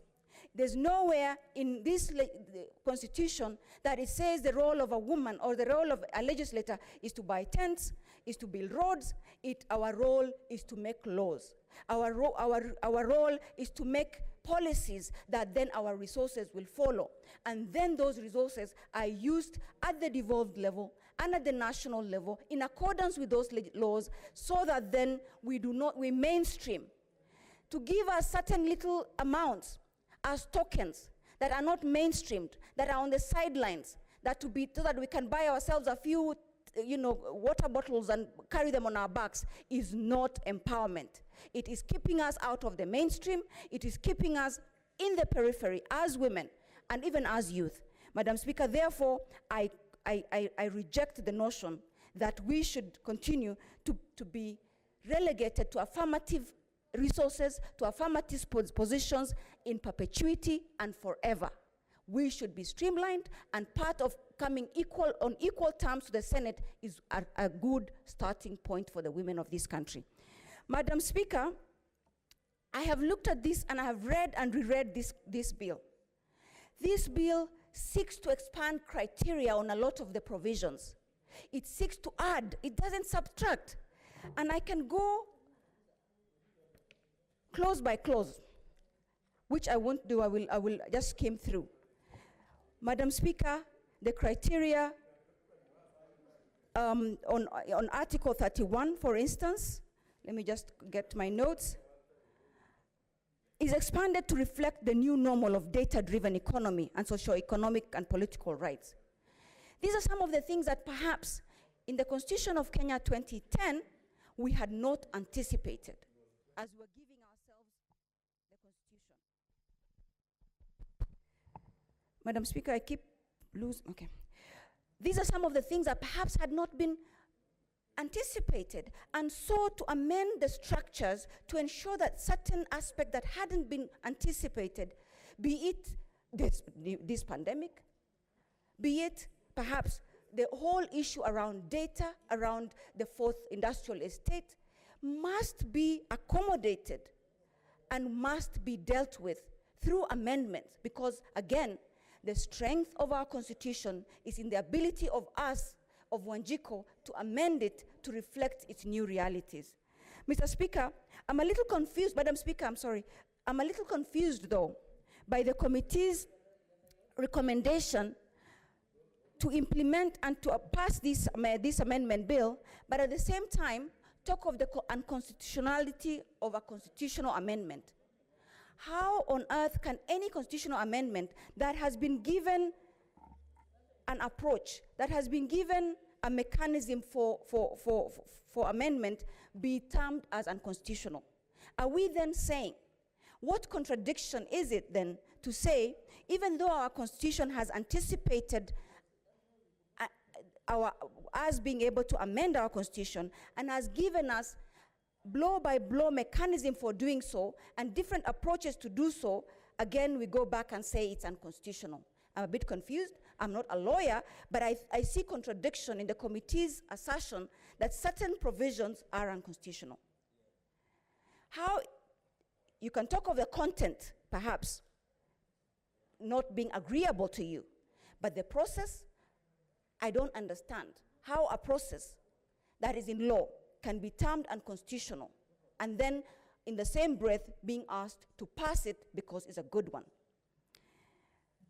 I know senior counsel is a lawyer of very great standing, and he must know why he's saying that, but from where I sit, it looks like a confusion and a speech from both mouths, where a recommendation is to pass the bill, but that unconstitutionality of a constitutional amendment is what we're being told it is.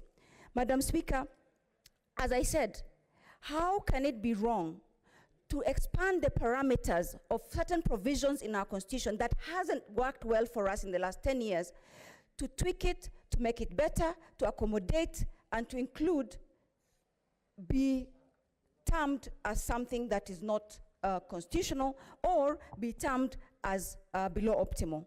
Madam Speaker, as I said, the 70 constituencies, if we need to revisit, does not have to be revisited within a constitutional amendment bill. It has been said again, the work of delimitation of boundaries and allocation of constituencies is a constitutional mandate of the IEBC. So why not leave that to the IEBC and pass the bill? Because again, as a draft bill, unless we take it back to Wanjiku for her own endorsement, I don't see how then at this level we decide to amend. Because if we were going through Article 256, for instance, and it's a parliamentary process, we are mandated to do that. But Wanjiku chose a direct approach. Wanjiku chose an approach where she had control over the outcome of the process. And taking that away from her is to say, or to insinuate, that this constitution did not know what it was doing when it gave us two different approaches. One where we as parliamentarians can influence and can change and can take control of, and another where Wanjiku can exercise her power directly and do as she pleases. Madam Speaker, it's arrogant for us to think that there's nothing we cannot do. Our role is clear. Our role is limited to what has been mandated to us. And it cannot be that we do as we please. Madam Speaker, just as I conclude, because I don't even want to go on too much, I would like to just allude to Article 203, Madam Speaker, because that article... Senator, there is a point of order from Senator Wambua Kio.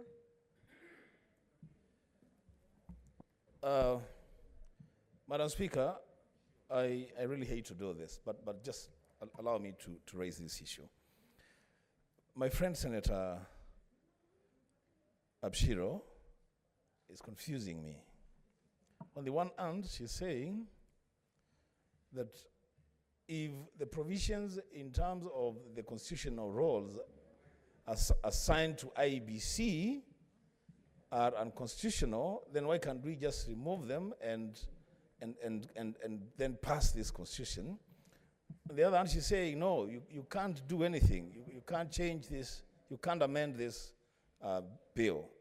So I'm looking for clarity as to what our position is on the matter of the allocation of constituencies to counties. On that issue, Madam Speaker, I would want clarity because I'm trying to follow. I thank you, Madam Speaker. Madam Speaker, the clarity is as follows. Madam Speaker, what I was trying to say is that given delimitation is the mandate of IBC, but that having been said, Wanjiku, Cherop, Nduku have a right to make proposals as to what they would like. Unless you have an issue with the proposals as given to the proponents, then it is something that at the apex, at the sovereignty of Wanjiku, she has a right to propose anything under the sun, including what is mandated for us in our constitution, including what's mandated for IBC or even for us as senators. So that is my clarification. But that having been said, let me just move quickly to the issue of the last year, the revenue. On 17th of September, Madam Speaker, the third basis for revenue allocation among counties was adopted by the Senate pursuant to Article 217(1) of the Constitution. The Division of Revenue Bill 2021, which is currently before Parliament, was drafted into account to account for the third basis for revenue sharing.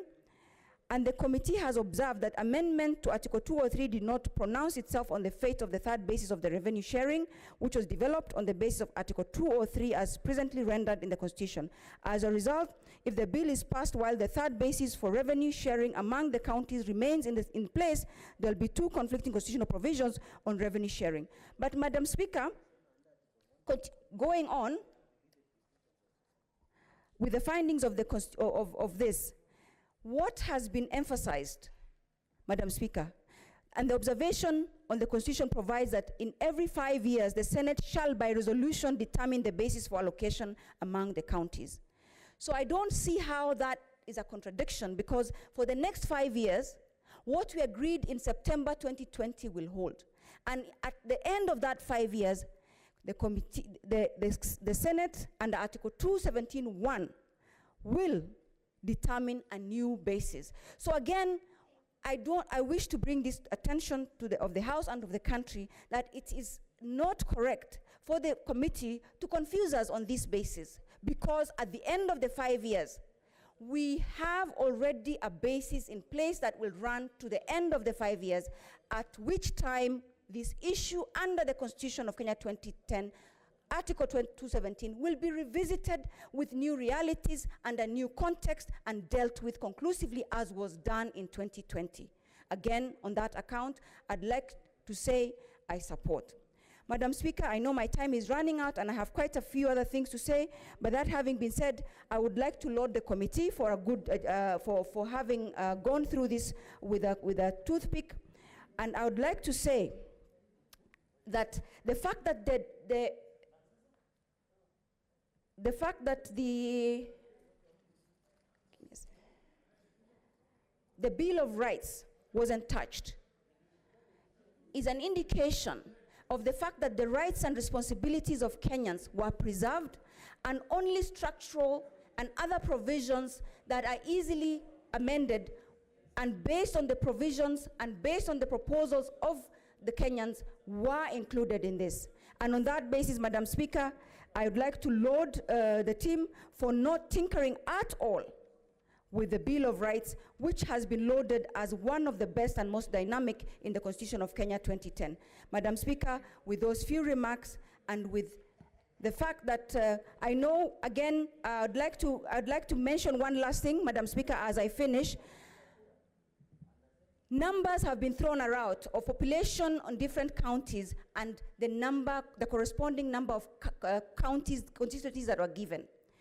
That is presuming and assuming that all factors were remaining constant. That when Kwale got 3 more or 4 more, they had exact same numbers to begin with. So again, we cannot say that is the reason, because Kwale could have had much less and could have been given much fewer constituencies in the past. Madam Speaker, could you give me a few more minutes? I know you... Yes, you have attracted a point of order from Senator Mogeni, so I'll give him 1 second because you are winding up. Yes, Madam Speaker, I just wanted, if the Senator can allow me to just inform her, she's creating the impression... You want the information?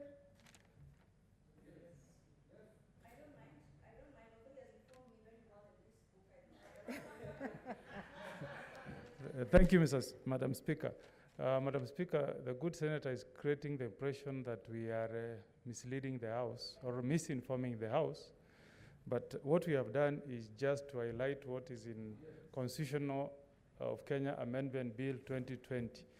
Madam Speaker, on the issue of revenue, what we have highlighted to the House is the implication of the amendment that introduces Article 203, sub-article N, and which has introduced a per capita policy in sharing of revenue. And if you take into account the report that was given to us by the Parliamentary Budget Office, then the account is that we lose money, 7 of them, a total of 8.2 billion. So what we have given to the House, Madam Speaker, is a direct implication on what will happen to the sharing of revenue among the 47 counties once the proposed Article 203N is implemented. We have not tried to in any way mislead the House, but just given the House the facts as they are. Thank you. Thank you, Chair of the committee. I'll give you 1 minute. You don't have to, you can digest that information. You don't have to respond. It's okay, Madam Speaker, I have digested, because everything that has been given by my good friend and chair is actually here, and I've read and reread them. That having been said, again, I don't know how the chair would know in the next 5 years after this, and with the same criteria being used, he will know the counties that will lose. I don't see from where I sit, because if we apply the criteria and as expanded, we will ensure, and I'm sure this House will ensure. But that having said, thank you very much. So as I conclude, Madam Speaker, I thank the proponents for ensuring that certain aspects that hadn't worked in the Constitution of Kenya 2010, especially as regards marginalized communities, as regards women of this country, as you know, the 2/3 gender rule did not see light of day in our Constitution, is being dealt with. And I thank the people of Kenya for ensuring that our Constitution is flexible enough to continually adapt to the changes we see in our country. I thank you, and I support. Thank you, Senator. Online, we have had Mary Senator waiting for a while. Senator Mary Senator. Senator Mary Senator.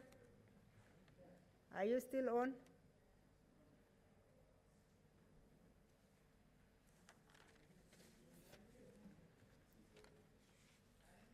Yes, Senator Mary Senator, we are not hearing you. Yes, go ahead. Thank you, Madam Speaker, for also giving me a chance to add my voice on this very, very important constitutional bill. Madam Speaker, before I go to the bill itself, I just wish to note a few things here. Madam Speaker, as a country, we are at the middle of a pandemic. We are in an economic crisis. Madam Speaker, and I thought COVID-19 is an issue that first we need to be discussing at the moment. But Madam Speaker, you know, a constitutional amendment is very, very important. And therefore, it is a very important moment for us to add our voices as representatives.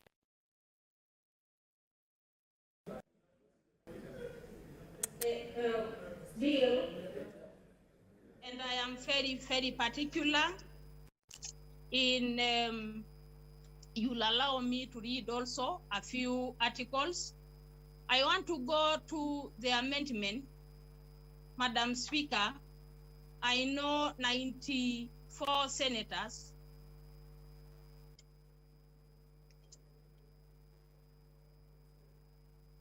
I know the amendment is talking of 94 senators who are going to be elected to the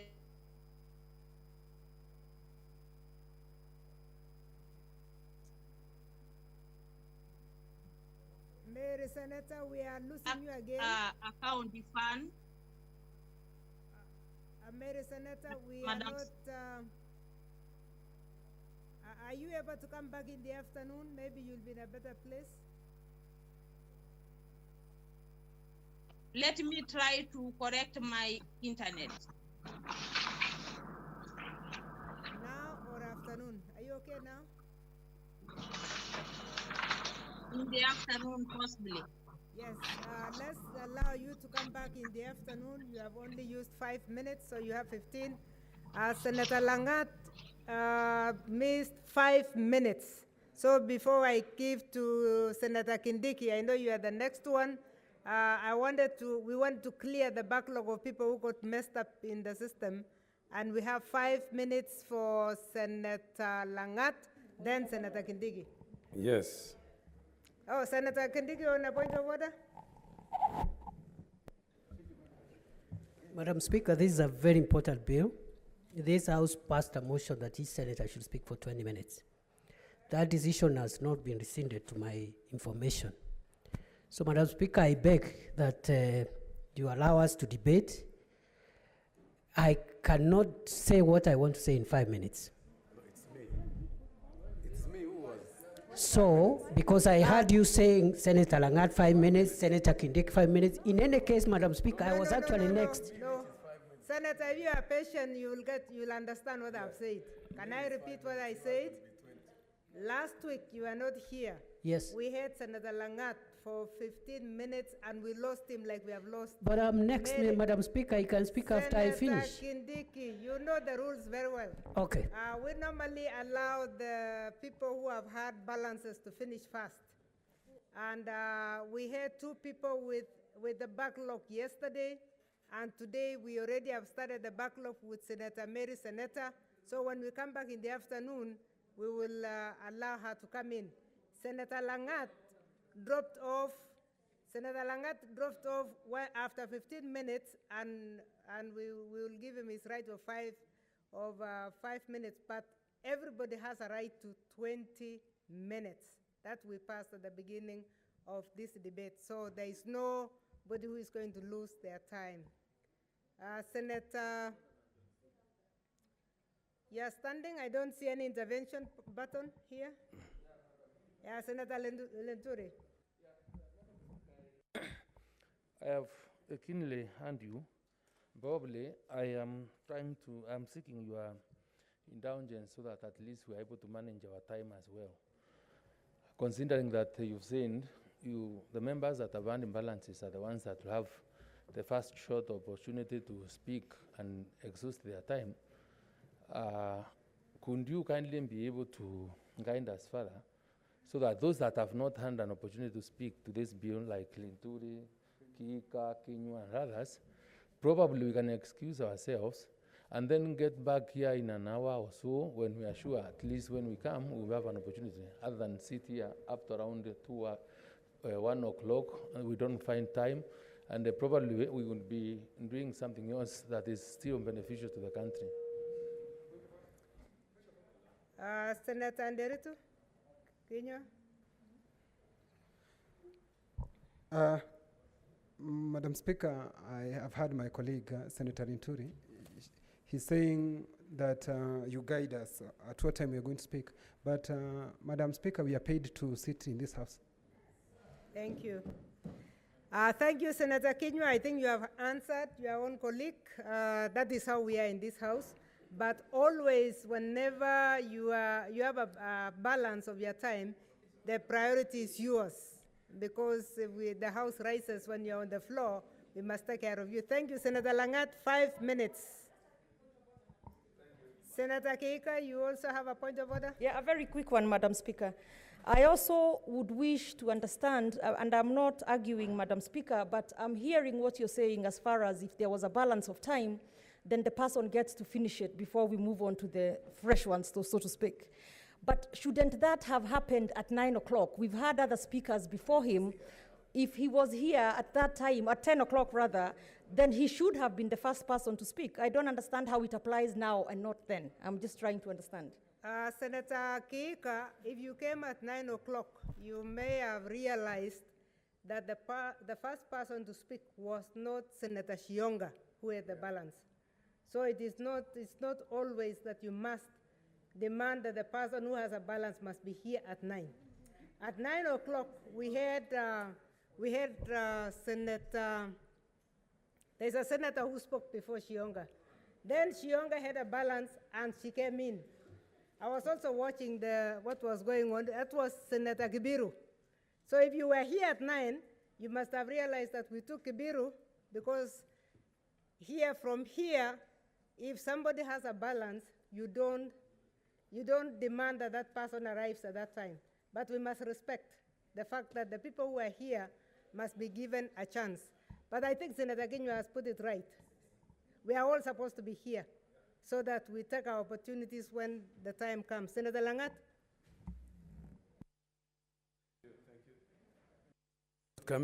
Thank you, Madam Speaker, for giving me this opportunity, at least to complete what actually I was talking about last week. Saying that we are actually, our constitution is a very important document, Madam Speaker, that guides development, framework, ethos of a country, and more so, it's also an instrument for good governance. And therefore, any amendment that is brought to it must be very important. My expectation to this particular instrument is that it should have been presented in a very utilitarian manner, whereby I expected it to be designed in a very useful and pragmatic way. But in contrary, Madam Speaker, it doesn't meet all those standards. First, I want to begin with what people have not touched mostly, with that is the office of the Prime Minister.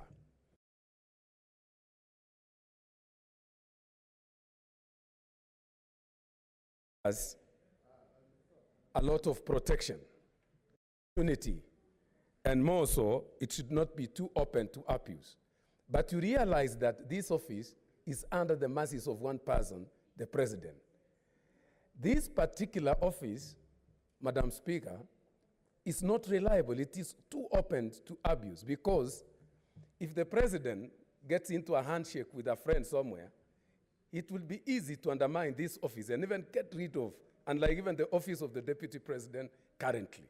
So I want to say that my recommendation here is that the impeachment or removal of this particular person in this office, the Prime Minister and the two deputies, should have been brought to the Senate, a house of reason, so that this particular house may exercise justice and fairness to that particular very important office.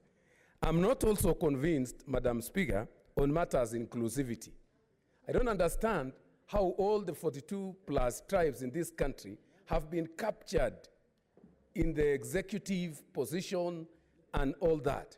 So I'm not convinced, and I want to say that that was just a sweetener that was created to convince people that the post-election violence always come as a result of lack of inclusivity. Post-election has been there because of unfairness on matters, maybe those who have been defeated are not accepting defeat. And that is what has been bringing a lot of issues. And that is the area that should have been addressed, Madam Speaker. I'm also not convinced on the creation of the ombudsperson in the judiciary. This, to me, is a retrogressive action. This country has come a long way, especially when this issue was actually addressed seriously by the 2010 Constitution. So to me, I've read and I have found that the Ombudsman Office and the Judiciary Service Commission overlapped in most of their functions. And I want to say that the overlap actually creates a laguna and a conflict in the same office. So my recommendation was that this particular bill should have actually strengthened the judiciary, the Judicial Service Commission. And the creation of I'm also concerned with so many creation of other offices that are actually very burdensome to the taxpayers. The office of the Prime Minister and the two deputies, the office of the Ombudsman, the creation of 70 constituencies is a greater burden to the taxpayers, Madam Speaker. I would have wished that another robust bill and amendment be brought that will actually relieve the taxpayers.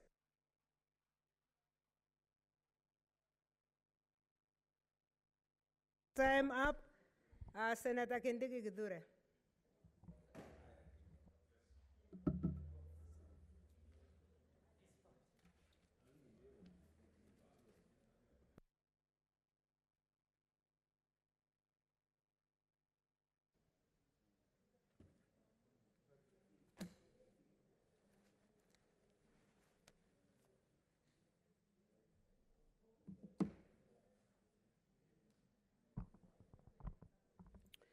Thank you, Madam Speaker. Madam Speaker, these proposals help us to reflect about our country, where we've come from and where we are going.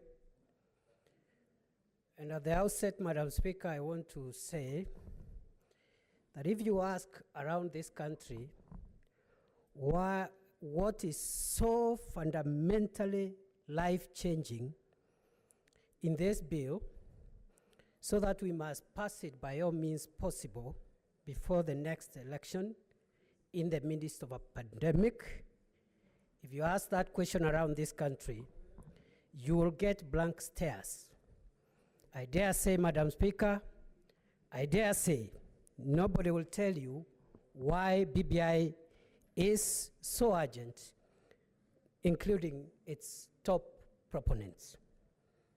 Honorable Speaker, our Constitution will endure if every citizen is determined to exercise his or her duty set out in Article 3.1 to defend the Constitution. And therefore, I stand here today in defense of our Constitution as a patriotic Kenyan. Madam Speaker, it appears to me, and this is my opinion, that the real intent of these proposals is to expand the positions of power at the expense of citizens and to negotiate post-regime political deals.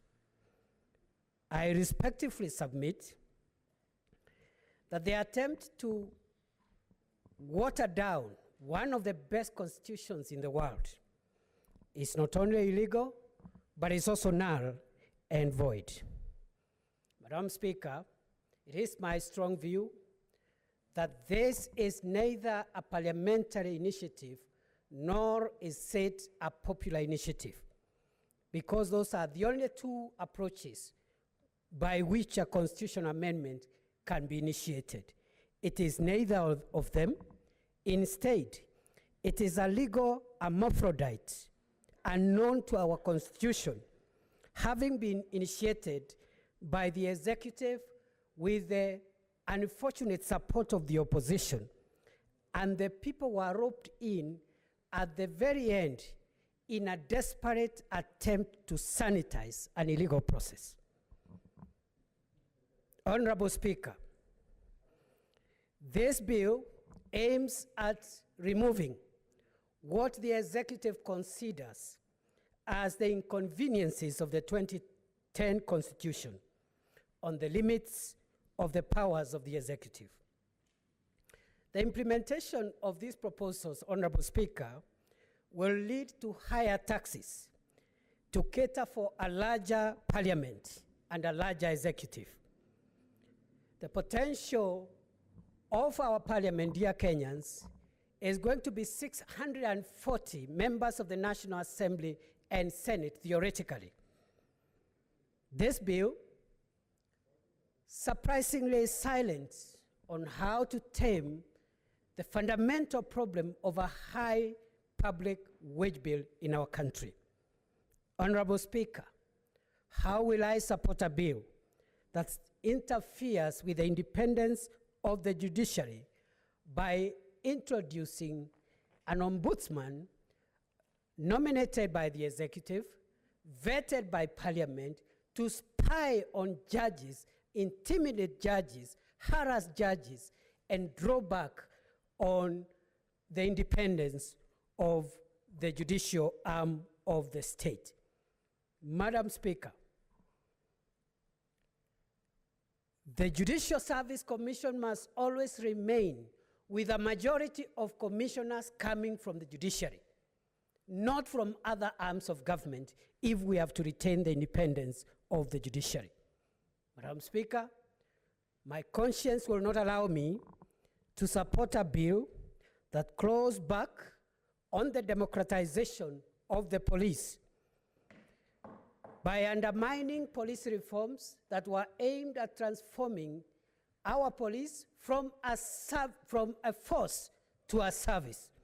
Madam Speaker, I cannot countenance an amendment of this Constitution to neutralize the powers of the National Police Service Commission and concentrate those powers on the person of the Inspector General of Police. Honorable Speaker, how does a right-thinking Kenyan lawyer of my stature support a constitutional amendment that removes the rightful role of trade unions Parliament through the Parliamentary Service Commission, and the civil servants through Public Service Commission, their right to nominate members or commissioners of the Salaries and Remunerations Commission. Madam Speaker, there is zero mention or no attempt to deal with the question of the public debt, which is crippling this country, Madam Speaker. This country is on the verge of being wound up, and nobody is talking about it. Instead, we are talking about Prime Minister and Deputy Prime Minister, and more members of Parliament. Madam Speaker, I have heard people defend the 70% of GDP debt burden in this country as sustainable. It is not. I have heard some cavalier mention of the debt burden in Japan, which is 250%, and Singapore at 131%, and the United States of America at 106% as examples why 70% of Kenya's debt is sustainable. Nothing can be further from the truth than that. Take the example of Japan, Honorable Speaker. Japan, 92% of the debt is domestic, is not foreign. Much of Kenyan debt is foreign. Japan, most of the debt is owed to the Bank of Japan, which is the equivalent of the Central Bank of Kenya, in form of government bonds. And the interest rates are almost zero. The interest rates of our loans, which are mainly commercial, foreign loans, 7%, 9%. Japan, Madam Speaker, is a manufacturing giant, and therefore that debt is cushioned by a huge export portfolio. One may want to ask, what does Kenya export? Nothing, Madam Speaker. Japan's debt is also cushioned by the fact that also Japan is the largest creditor on earth, with overseas assets and foreign currency to the tune of 3 trillion US dollars. What does Kenya own abroad? Nothing, Madam Speaker. This country is staring at bankruptcy. And very soon will be humiliated the way Sri Lanka has been humiliated to cede its port to the Chinese. The way Zambia, our brothers down south, are being humiliated to release the international airport, the Kenneth Kaunda International Airport, and their equivalent of Kenya Power to the Chinese because of the greed for loans. Madam Speaker, that is what this BBI should have been about. Madam Speaker, I will not support this bill because, among other things, Madam Speaker, the gains, which are few in this bill, can be realized without touching even a single article of the Constitution. I'll give you an example. Implementing just one article, which we have refused to implement, Article 10, will speak to the entire of this eclectic mumbo jumbo of legal amendments that we do not require. Madam Speaker, allow me to read Article 10, which speaks to the national values and principles of governance of our country, which binds every organ of state and every arm of government whenever it is interpreting the Constitution, applying the Constitution, or even implementing public policy decisions. What values should guide public institutions? Patriotism, national unity, devolution of power, rule of law, democracy, public participation, human dignity, equity, social justice, inclusiveness, equality, human rights, non-discrimination, and the protection of the marginalized. Good governance, integrity, transparency and accountability, and sustainable development. That's all we need to implement. Madam Speaker, with respect to the 70 proposed new constituencies, I submit as follows. Number one, this is an usurpation, an illegal usurpation of the powers of the IBC, which cannot be countenanced unless there is an amendment to the Constitution further to what we have at the moment. Madam Speaker, secondly, this list in Schedule 2 is dividing Kenya and actually is a contradiction to the stated ideals of inclusivity in the BBI. 28 counties will get new constituencies, 19 counties will be left on their own. What message are we talking? And yet, Madam Speaker, and I want to go on record that I have no objection to more constituencies in any part of this country. But for heaven's sake, Nairobi now has 18 members of parliament. You want to add 12 others. There will be 30 members of parliament in Nairobi. Kiambu has 12. You add 6, there will be 18. Within the 2 counties of Nairobi and Kiambu, you have 50 members of the National Assembly, which is the size of some parliaments in some countries the size of Kenya. Yet, Madam Speaker, if that was the intention, then why is Kitui not on the list? Why is Marsabit not on the list? Why is Tharaka Nithi not on the list? Why is Wajir not on the list? Senator, there is a point of order from Senator Sakaja Johnson.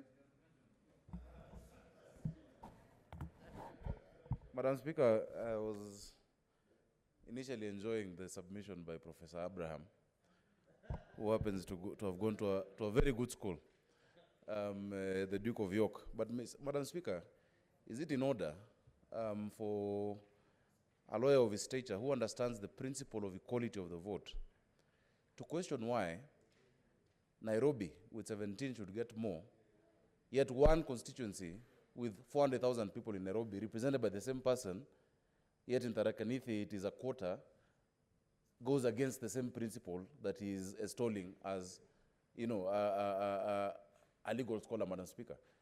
Why is it a problem?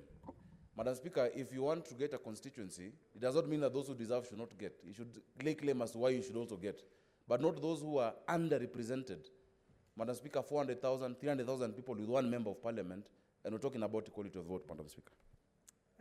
Senator Kindi, continue. I don't know, we have something called... I hope you held my time for 2 minutes. Point of argument these days. Madam Speaker. Continue, yeah. Senator for Nairobi did not listen to me. I have a lot of respect for him. He came to the school I went to 20 years after I left. Is it 30 or 40 years or thereabout? However, Madam Speaker, I said I have no grudge against any part of the country getting a new constituency. I just asked, where is North Horr? North Horr is the size of central Kenya, Western Province, and Nyanza combined. 1 constituency. And unless you want to tell the people of North Horr, you guys are not Kenyans, unless that is the message, we will not understand these proposals. Madam Speaker, the timing is wrong. With COVID and an economy in shambles, we don't need these amendments. Honorable Speaker, a faithful implementation of this constitution will cure all the ills that have been identified by so many people. Honorable Speaker, I have heard people talk about there being a constitutional moment in this country. There is none. In my humble view, a constitutional moment would exist when there is a general and near universal convergence of opinion among the general public that the amendments are not only necessary, but are also in the public interest. These amendments are neither necessary nor in the public interest, Madam Speaker. Many of the provisions in the BBI bill are laughable, to say the least. Honorable Speaker, we are amending the Constitution to make Kenya compliant with the regional integration issues. You don't need to. Article 2.5, which provides that any treaty between Kenya and foreign countries become part of the law of Kenya, is the avenue to use to reach to this desired amendments. Madam Speaker, how do I support an amendment to include duties of the citizen? responsibilities of the citizen. Just implement the African Charter on Human and People's Rights, which Kenya ratified in October 1981. How do you support amendments to strengthen Chapter 6 and fight corruption when we have 12 acts of parliament speaking on corruption, and corruption has tripled in the period? Madam Speaker, we are only creating a larger parliament, a larger executive, and entrenching exclusion by saying that once you have representatives of 2 or 5 of the 44 communities of Kenya represented in the national executive, then there will be stability. And the 39, the rest of the 39 are left to their own devices. Madam Speaker, I have seen a curious amendment. And I want to speak to two things because I can see I have 5 minutes. The first one, the danger we are creating by deleting Article 123, which is on the decision making of the Senate. That danger will live with us for the next 2 centuries. Many people who are proposing that Senate now becomes a one senator, one vote matter do not understand the fundamental differences between the National Assembly, which is wired ideologically as a majoritarian house, and the Senate, which is the upper house, which is supposed to balance between the interests of the nation by equalizing counties, irrespective of population and size. Upper chambers around the world exist to only perform that role. Include that as much as we are pushing 1 man, 1 shilling, 1 everything, 1 what, we don't lose the nation. And that is why in this house, Lamu with its 2 constituencies has 1 vote. Nairobi with its 18 has 1 vote. Unlike in the National Assembly, this is an ideological issue. I am ashamed. My colleagues, senators, can sit here and supervise the massacre of devolution in this house. And Madam Speaker, this house now, we are going to have 94 senators. The extra colleagues who are coming on gender issues will have no work. This is a house of devolution. Remain in the National Assembly, do affirmative action programs. What are you coming to do here that the elected senator per county cannot do?